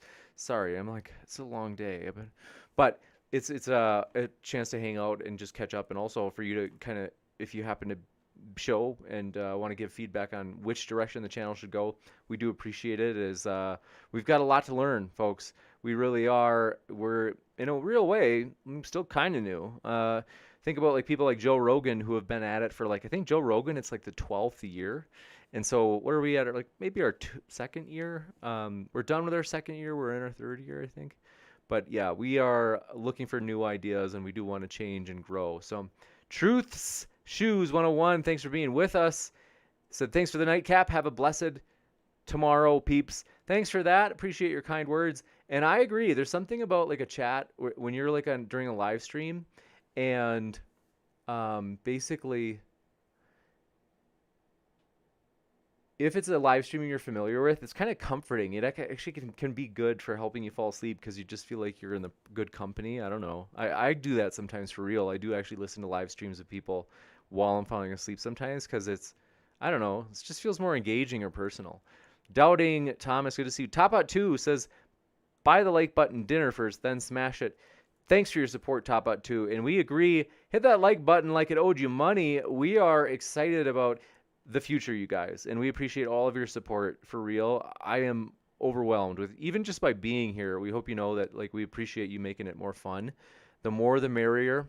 So seriously, it does make it a lot more fun for me. I appreciate you. And Brennan, good to see you. Woody, glad you are here. And catching up with chat. Hold on. Mr. C, glad you made it. And almost caught up. Sigma Annie, thanks for being with us. Said the great super straight debate. Yeah, it's going to be juicy. Kill a doggy, good to see you. And Club, thanks for being here. And you're right. Kill a doggy, you're right. This Tuesday will be the first time that T-Jump and Jangles cross swords. That is going to be epic. Is that really? I don't even think that's actually a phrase used. Let's see. Define what does cross swords mean? I don't think this means there's anything as bad as you think. Yeah, so like when I type it into Google, it says have an argument or dispute. So yeah, you guys who are thinking of it sexually, you guys are nasty. So, what it says here's the one from English forums. To cross swords is a well-known idiom meaning to argue. Okay, yeah, see, they're not perverts either. What does cross swords mean? Urban Dictionary. Let me see what this says. We'll get to the bottom of this. Man, nasty guys. Okay. Ugh, that's just so, you guys are nasty. You honestly, you got some problems. But yes, Caleb, good to see you. It says, what's super straight? Well, it was trending on Twitter, and you are going to find out this Tuesday. Yeah, you definitely are not going to want to miss this debate. I don't want to do it. I don't want to define it because the funny thing is, even defining it is so controversial that for real, I feel like no matter what way you define it, it's gonna appear as if you're coming down on one side, which I don't want. You have to tune in Tuesday, though. I promise Tom will announce it. But Gutsick Gibbon in the house, good to see you. Said, fun debate, James. Mulling over doing that debate with my estranged uncle. Erica, I'm telling you, somebody in chat just earlier tonight, like an hour ago, was saying that you have to do it. It'd be great. And I can tell you I will be more active moderating just to be sure that the person sticks with the scientific topic of the arc. And so I can do more active moderating if you'd like. I think he'll want to debate the topic that you want, or the one that I had mentioned. But anyway, let me know soon, Erica, because otherwise I've got to like improvise. But I'm telling you, I think it'd be a blast, Gutsick Gibbon, and we hope you're doing well out there, you freak. So Ursh, man, good to see ya. Glad you're here, buddy. And let's see, Sideshow Nav, I thank you so much for your service, for real.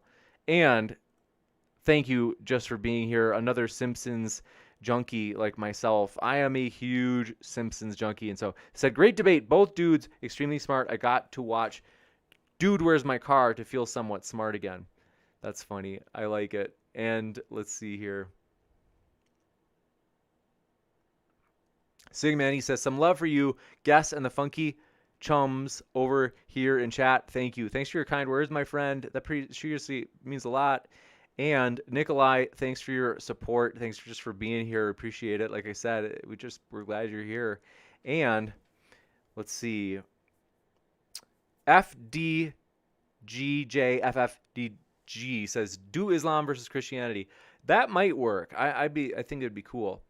Dodie Thomas says, James, have you ever been on the Joe Rogan podcast? Ha, that's funny. That would honestly, if we got to announce modern day debate on the Joe Rogan podcast, that would be the ticket in terms of modern day debate, having a gigantic influence on the internet.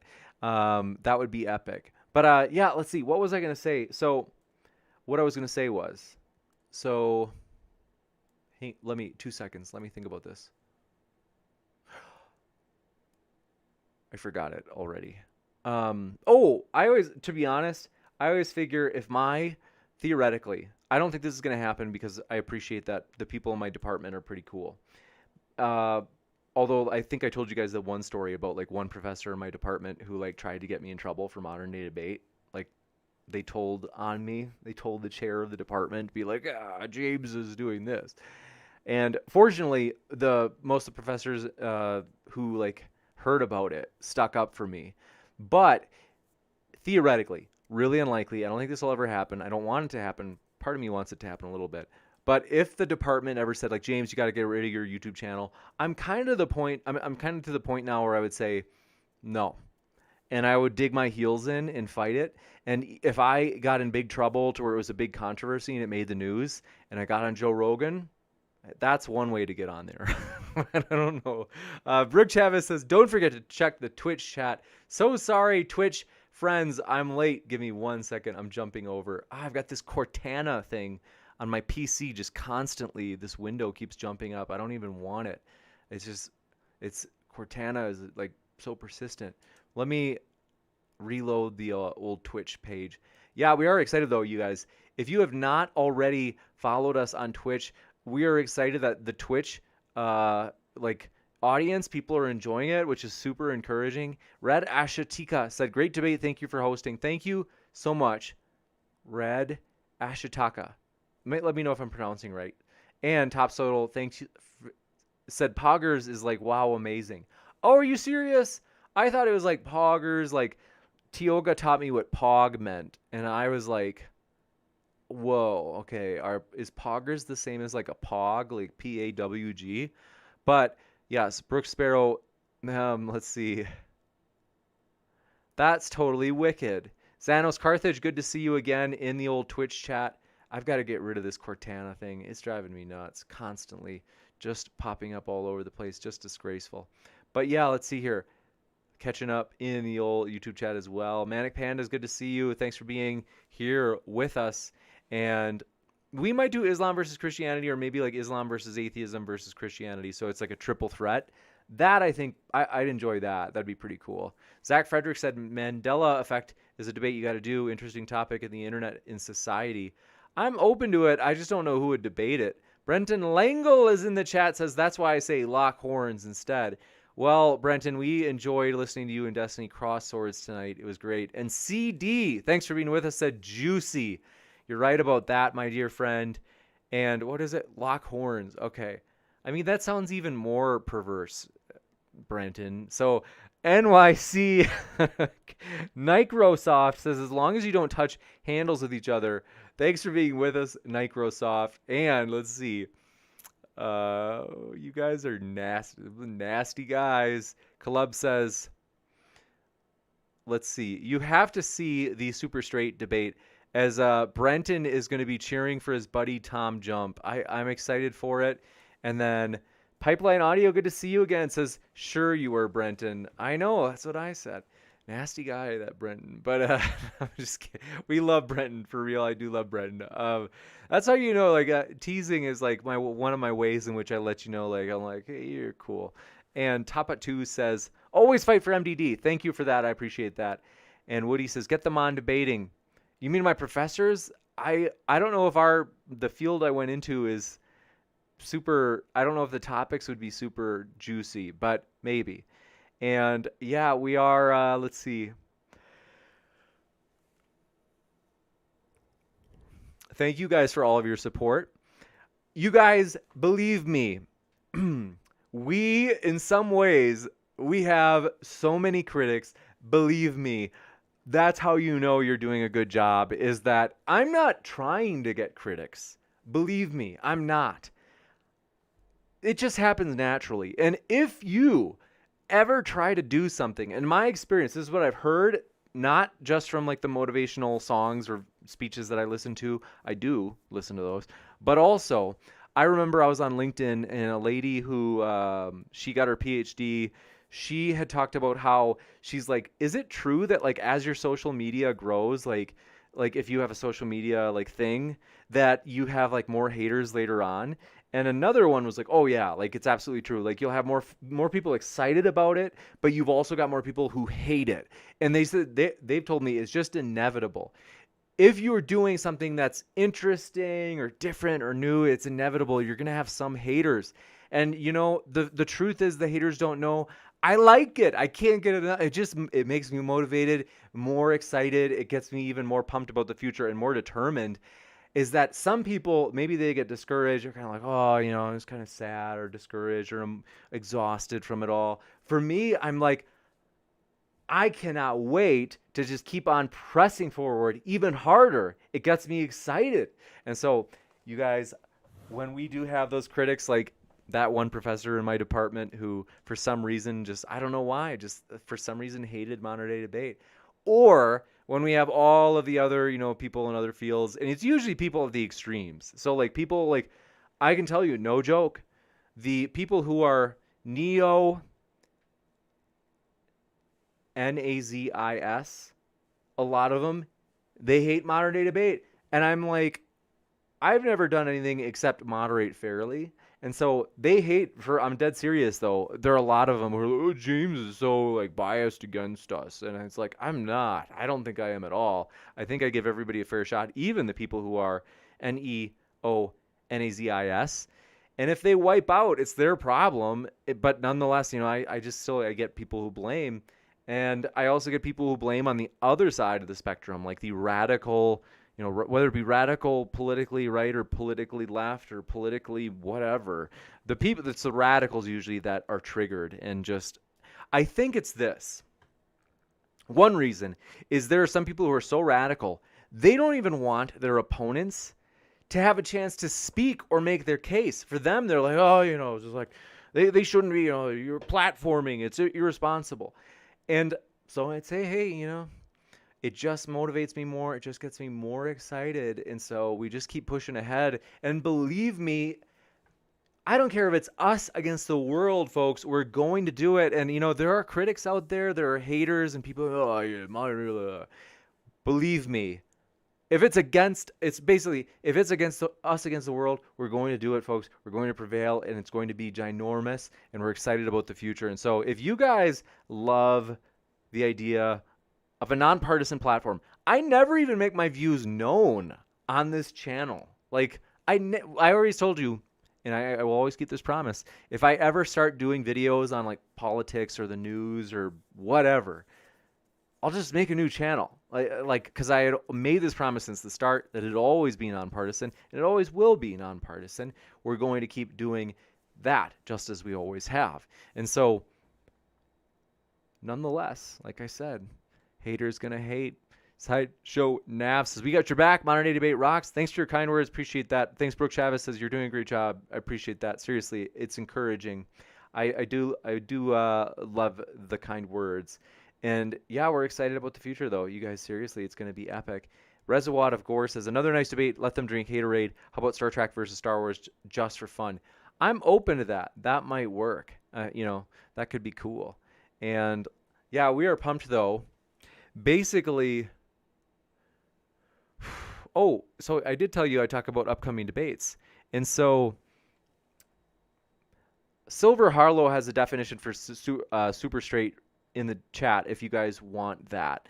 But yeah, we are excited for the future, you guys. I have to let you know about some of these upcoming debates. So let me just pull this up.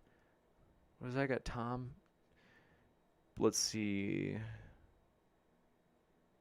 Ha! I don't know if this is supposed to be some sort of tasteless joke.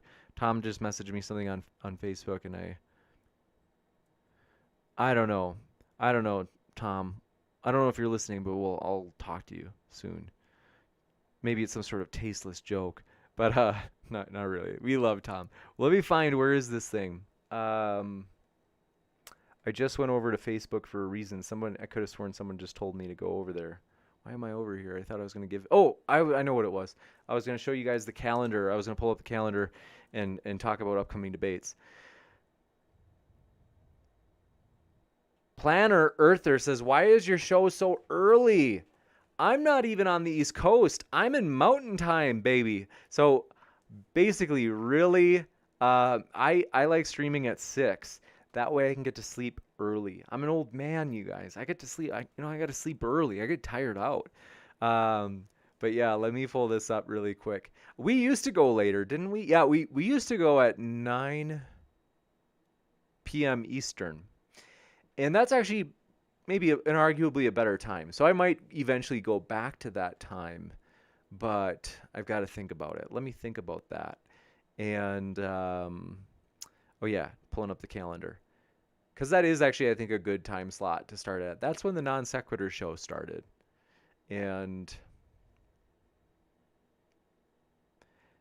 let me just pull this up. By the way, if you haven't hit that like button, hey, consider hitting that like button, as that does support the stream. We appreciate that. And also want to let you know, you guys, one way to help modern day debate, just a kind of the old grassroots campaign, is if you just share it on social media. Like if you share a debate with anybody, that just a topic you enjoy, and you're like, hey, it's fun, peeps, you might check it out. Or if you have a friend who loves debates, you might say, hey, you might like this. This channel has debates on science, religion, politics. Upcoming debates. Next Monday, you guys, you don't want to miss it. Schuyler against William Stewart. That's going to be fun. Calvinism on Trial is the title of it. That's on Monday. Then Tuesday is this debate. Super straight, the debate. That's going to be juicy. You don't want to miss it, folks. I'm excited for that.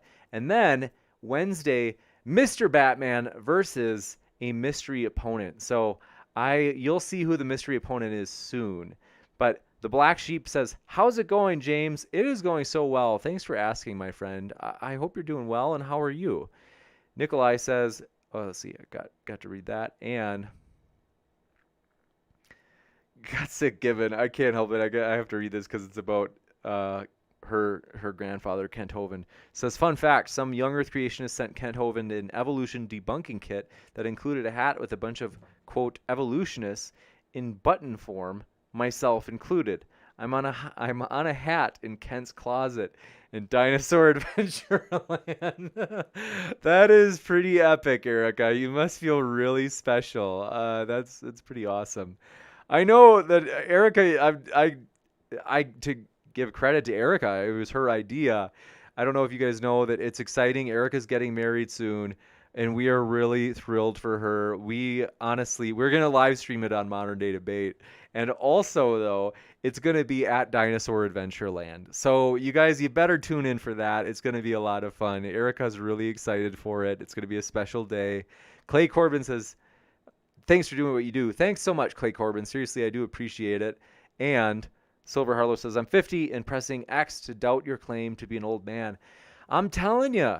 I mean, I'm 34. I feel great. They say he's like, oh, you get older. When you're young, you always think that you'd get older and you'd feel like you don't have as much pep in your step.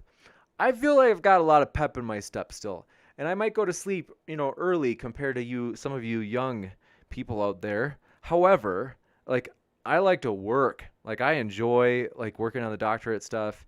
I like teaching. I love research when I actually get time because I have so many stinking meetings. And I love modern day debate. It's so fun. And so, yeah, anyway, it's true. It's like, use it or lose it.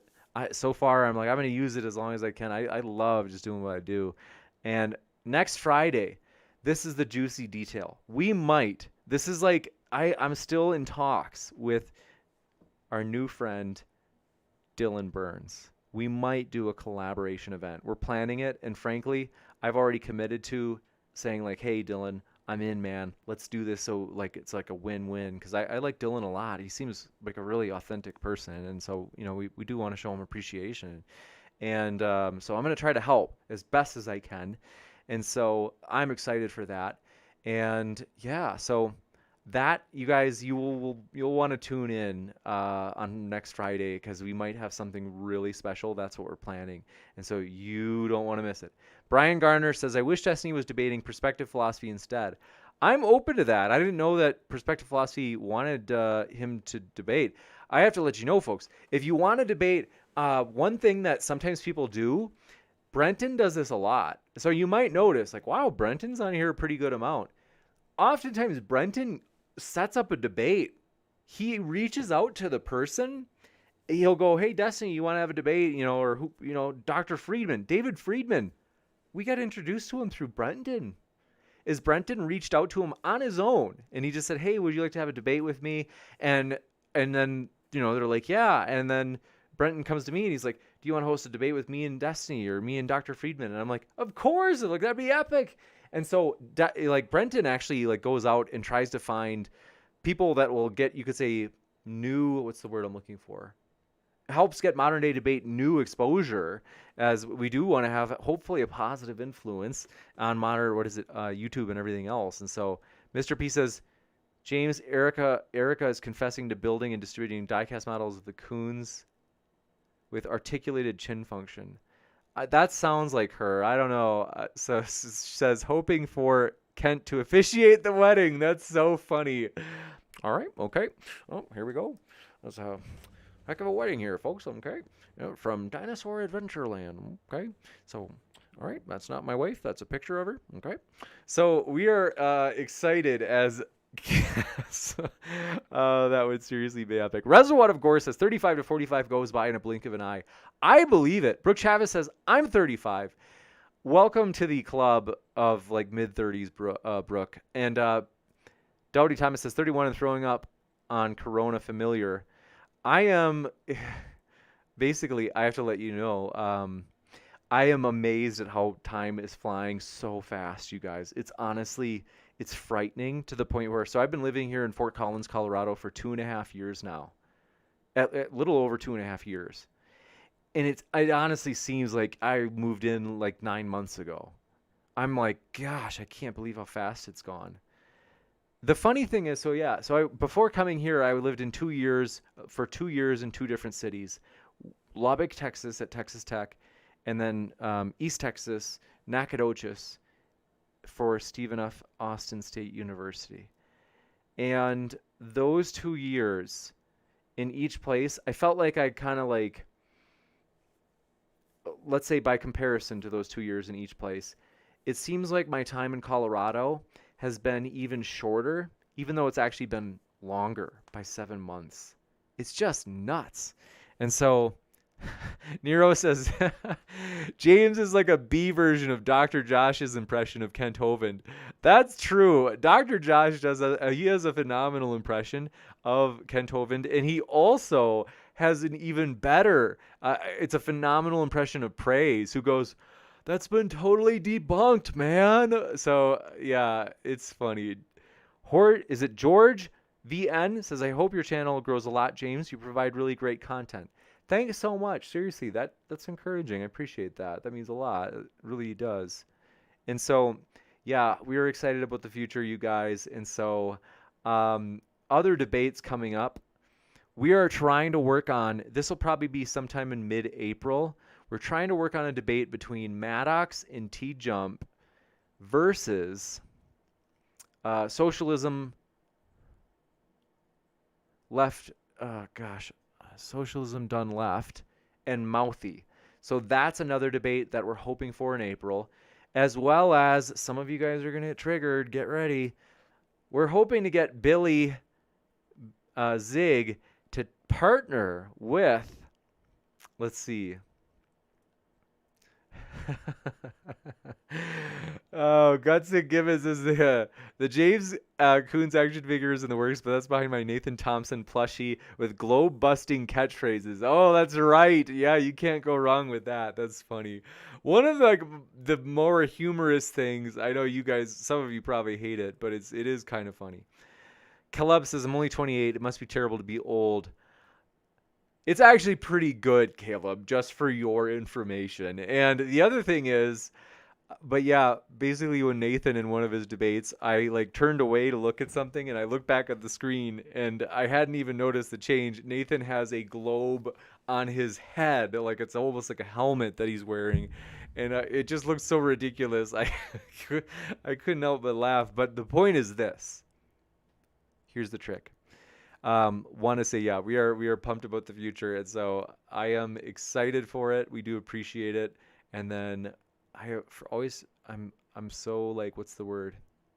I'm getting used to sharing this, is that if you had not known it, you guys, we were pumped that we have a Patreon, which we are excited, as it's a lot of fun. We love the Patreon, and so it's want to encourage you to check it out if you are excited about the vision of modern day debate, namely the goal of a neutral platform hosting debates where everyone has their fair shot to make their case on a level playing field. That's our goal. That's what we're doing, folks, and that's what we are excited about doing in the future. And so if you are like, hey, I like that, I'm all in, well, our Patreon is pinned at the top of the chat. And so, consider that. And Clay Corbin says, Wotan versus Darth. Yeah, that would be interesting. We are open to that, but I don't know if that's going to happen. Wotan I actually reached out to recently. No response. I don't know. I know I have no reason to think he's mad. He's probably just busy, and I think that Wotan actually wanted to switch into political topics instead of flat earth. That's not a joke. I'm totally serious. Holy moly. I agree. Mark Reed, if we could host a debate between Nathan Thompson and Kent Hovind, it would just be insane. Like, nobody wants to host that debate more than me. It would actually be epic. The only Nathan wants to. I think Kent realizes it's outside of his experience and specialization of stuff that he's used to debating. And so Kent is the one who says no over and over. I've asked him for real more than once, I'm pretty sure. And I know other people have asked him. And so it's a toughie. Like, it'd be a cool one, I agree, but bear with me. And so, let's see. Gutsick Gibbons says, don't forget Nathan has the hot gunned sunglasses, the hot glue gun sunglasses on his hollowed out globehead cosplay. I'll never forget being accused of being a member of the globehead space monkey religion by him.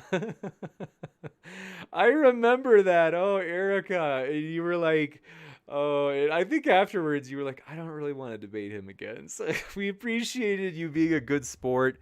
I'm telling you, Erica, I'm telling you. Think about it this way, Erica.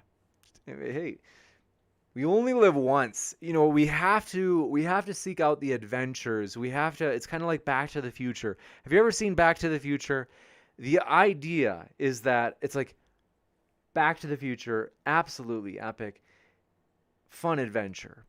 And we all have that opportunity. And Erica, that opportunity, the equivalent of traveling to the past and the future, is debating Mr. Batman. Okay, I just want to let you know that is the your Back to the Future adventure, Erica. Okay, so I don't know if I told you. You guys want to hear a story really quick?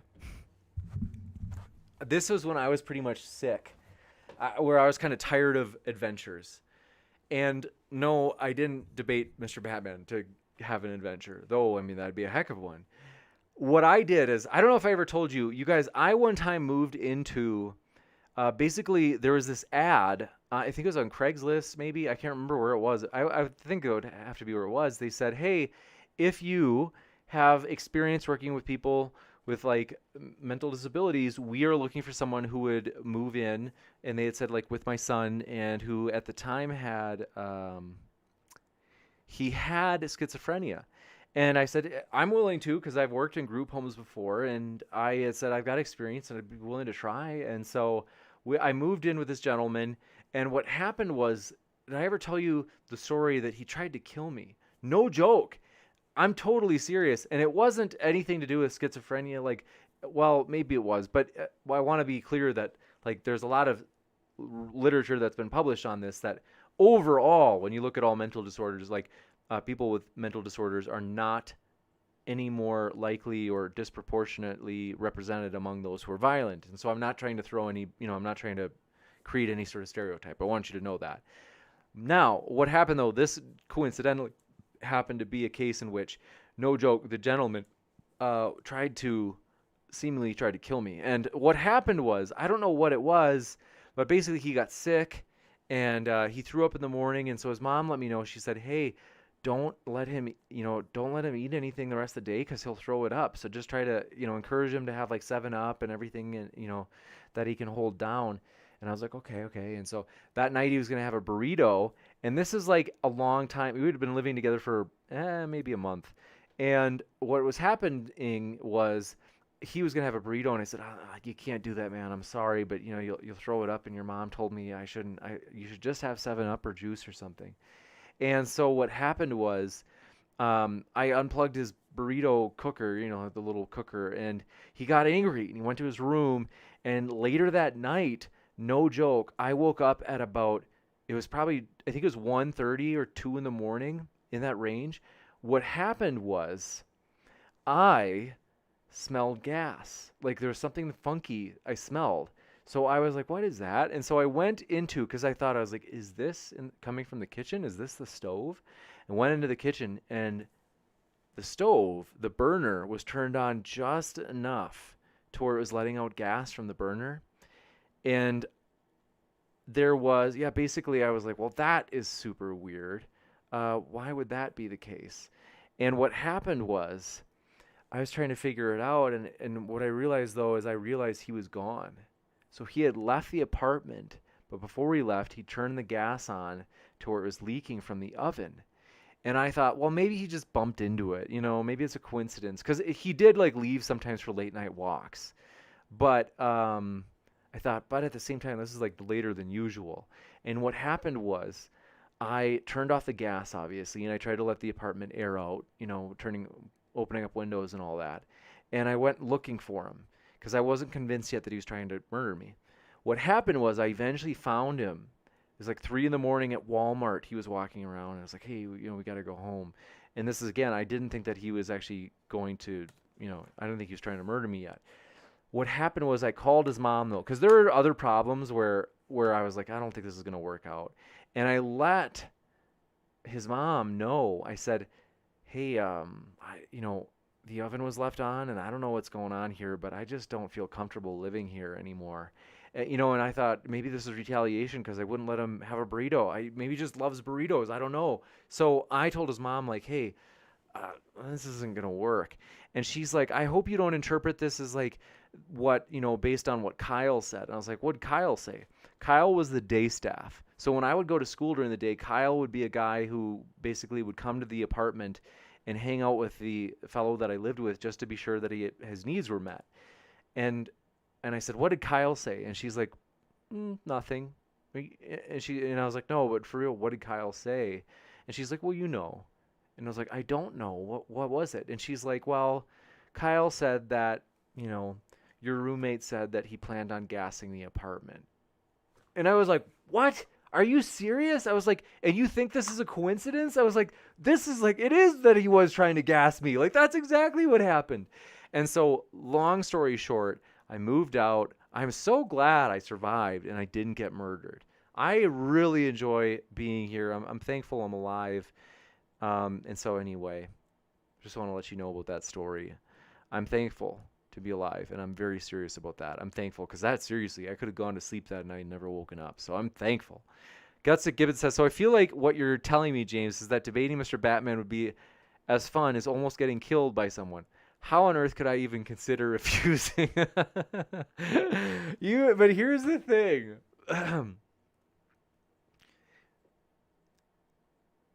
It's an adventure. If the hobbits never left the Shire, what kind of adventure would Lord of the Rings be? It would be a boring movie. Just Bilbo, hanging out there, and Frodo just hanging out at the Shire. Like, you have to go out there and go for it and have that adventure with, Mr. Batman. And so let's see. Nero says, imagine getting put on a shirt over a burrito. And Sigma, and he said, what did Kyle say? That's right. Yeah, I was wondering the same thing. Thank you, Caleb, who said that story was much better than a Lifetime movie. I appreciate that, Caleb. I really do. But yeah, you guys, I'm excited. So thanks for listening to that story. I'm like, so I am thankful. Like, and So what I'm saying is, Erica, it's time to debate Mr. Batman. Okay. So but yeah, thank you guys for all your support. Seriously, I love you guys. You guys are honestly fun. I do appreciate you more than you know. Uh, Woody, thanks for that picture of a burrito. Brooke Chevis, yeah, it's all right. TJB says, be careful. Thank you for that. Nero says, glad you survived. Me too. I appreciate that. Sigma Any said, came in for a debate, stayed for bonker story time. Thank you for that. I appreciate that. Michael Stein said, fire is bad and good. Yeah, you're right. Could be used for good or bad. True story. Wilder Than Thou says, wow, that's a harrowing story. I'm glad you're with us too. Thank you. I appreciate that, my friend. Seriously. I love you guys. I know I'm actually like for real though. I tell it like a joke, but I'm like, wow, that like really seriously. Like if I'm a pretty light sleeper, and now I'm thankful that I am. My whole life I was not thankful that I was. I kind of wish that I could just sleep through anything, but all sorts of things wake me up. Sounds, smells, like whatever, light. I'm pretty like I like to just be in a very controlled space, and so. I'm so thankful though, because it's absolutely true. It would have been the most tragic thing in my life, and that's like yeah. So, but I appreciate you guys. Thanks so much. Brooke Chavez says, "Jays, we need story time after every debate." I could share fun stories about like I used to do couch surfing. You guys, I don't think I ever told you this. I used to do couch surfing, which it's like Airbnb except you don't pay. It's all about the relationship. It's just about, you make friends and you stay with them and you get to know them and you enjoy each other's company. And so, yeah, you like stay at their place while they're staying there, and they're strangers, they're just on the internet, they have reviews. So people leave reviews for each other. Anyway, I should go. It's 3.5 hours. So want to say thank you guys. This has honestly been a blast. I totally appreciate you. Chris Gammon, I'll tell you the story some other time, because it's a wild one. And so, but yeah, thank you guys. Mr. P says, James, Mr. Batman is not a channel favorite. If he comes back on, ban him from saying the P word. I don't even know what P means. I don't know if you can email me the word. But thank you guys so much for all of your support. Seriously, keep sifting out the reasonable from the unreasonable. And Skeptic77 says, would you be justified beating him up if he tried to kill you? Well, he was a small man, so I wouldn't, if I was trying to defend myself, I would try to like restrain somebody so that they're just not able to hurt me, but I don't want to like inflict pain on somebody because they're like, in any case, if I could, it seems like if you could restrain them without causing them, severe pain, like that's way more preferable than beating somebody up. It seems like the most controlled way to do it, right? Like it seems like the most wise way to do it, because I could see, like, let's say it's a bar fight and somebody, and maybe they're not, you don't sense that they are disabled, right? Let's say it's at a bar and they want to pick a fight with you, and I don't have hard words for anybody who, like, after the first punch is thrown, they beat up the other person. And I'm like, yeah, I kind of understand. They're in fear mode, and it's like fight or flight kind of thing. So I'm kind of like, yeah, I don't blame them, but like I feel like the most controlled thing would be, like, in any case, you just try to ideally, take them down to the ground, restrain them so they can't hurt you anymore, and then you don't have to hurt them either. And maybe it hurts a little when you restrain them, but not like you punched them. Michelle Louise Davis says, hi, thanks for coming by, Michelle. Good to see you again. Gutsick Gibbons says, I'm a very heavy sleeper, but once I woke up to the smell of my dog having thrown up 5 times. It's kind of like your story, but just with a smidge less attempted murder. That's so true. I'm so glad nobody has tried to murder you. It's the funny thing is it never really traumatized me. I don't know why. For some reason, I took it pretty well. I don't know. Like, I feel like I would have been more, like, rocked by it emotionally, but it's kind of like, yeah, I mean, like, I guess it was just because I think I knew that it was the schizophrenia. But Nero says, more stories from James. I would love to share more stories. We should do this more often. This is fun. And then Chris Gammon says, 99, thanks, James. Thank you, my friend. Thanks for coming by. Top Bot 2, good to see you. King 101. Yeah, this was a long one and a fun one. Thanks, Brooke Chavez, for coming by. Says good night, everyone. Good night. Thanks, everybody, for hanging out with us. Love you guys. Seriously, you make this fun. Appreciate you guys. I hope you have a great night. Keep sifting out the reasonable from the unreasonable as we strive to provide that level platform. Thanks, everybody. Appreciate you. Hope you feel welcome no matter what walk of life you're from. Thanks, and we will see you tomorrow night. We have an epic debate, you guys, so I do want to encourage you. You don't want to miss it, guys. That's going to be epic. Maddox and Randolph are going to cross swords tonight, and so we are pumped for it. And so thank you, guys.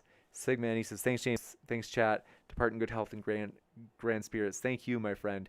And Manic Panda says she should have at least apologized for her son trying to kill you, James. Yeah, she was in denial. Like, she was like, oh, no, that's not what it was. And I was like, I don't know. Like, how many data points do we need here? I was like, I imagine if you, like, kept living in the place. It's like you'd have to be kind of dumb to keep living in the place at that point, right? It just seemed like it was like, it's definitely what I lean toward. But Sideshow Nav says, used to see some great fights at the Ramskeller. Interesting. I'm trying to think of where the Ramskeller is, but I don't get out much, for real. Thank you, guys. Keep sifting out the reasonable from the unreasonable. Take care, everybody. Love you guys.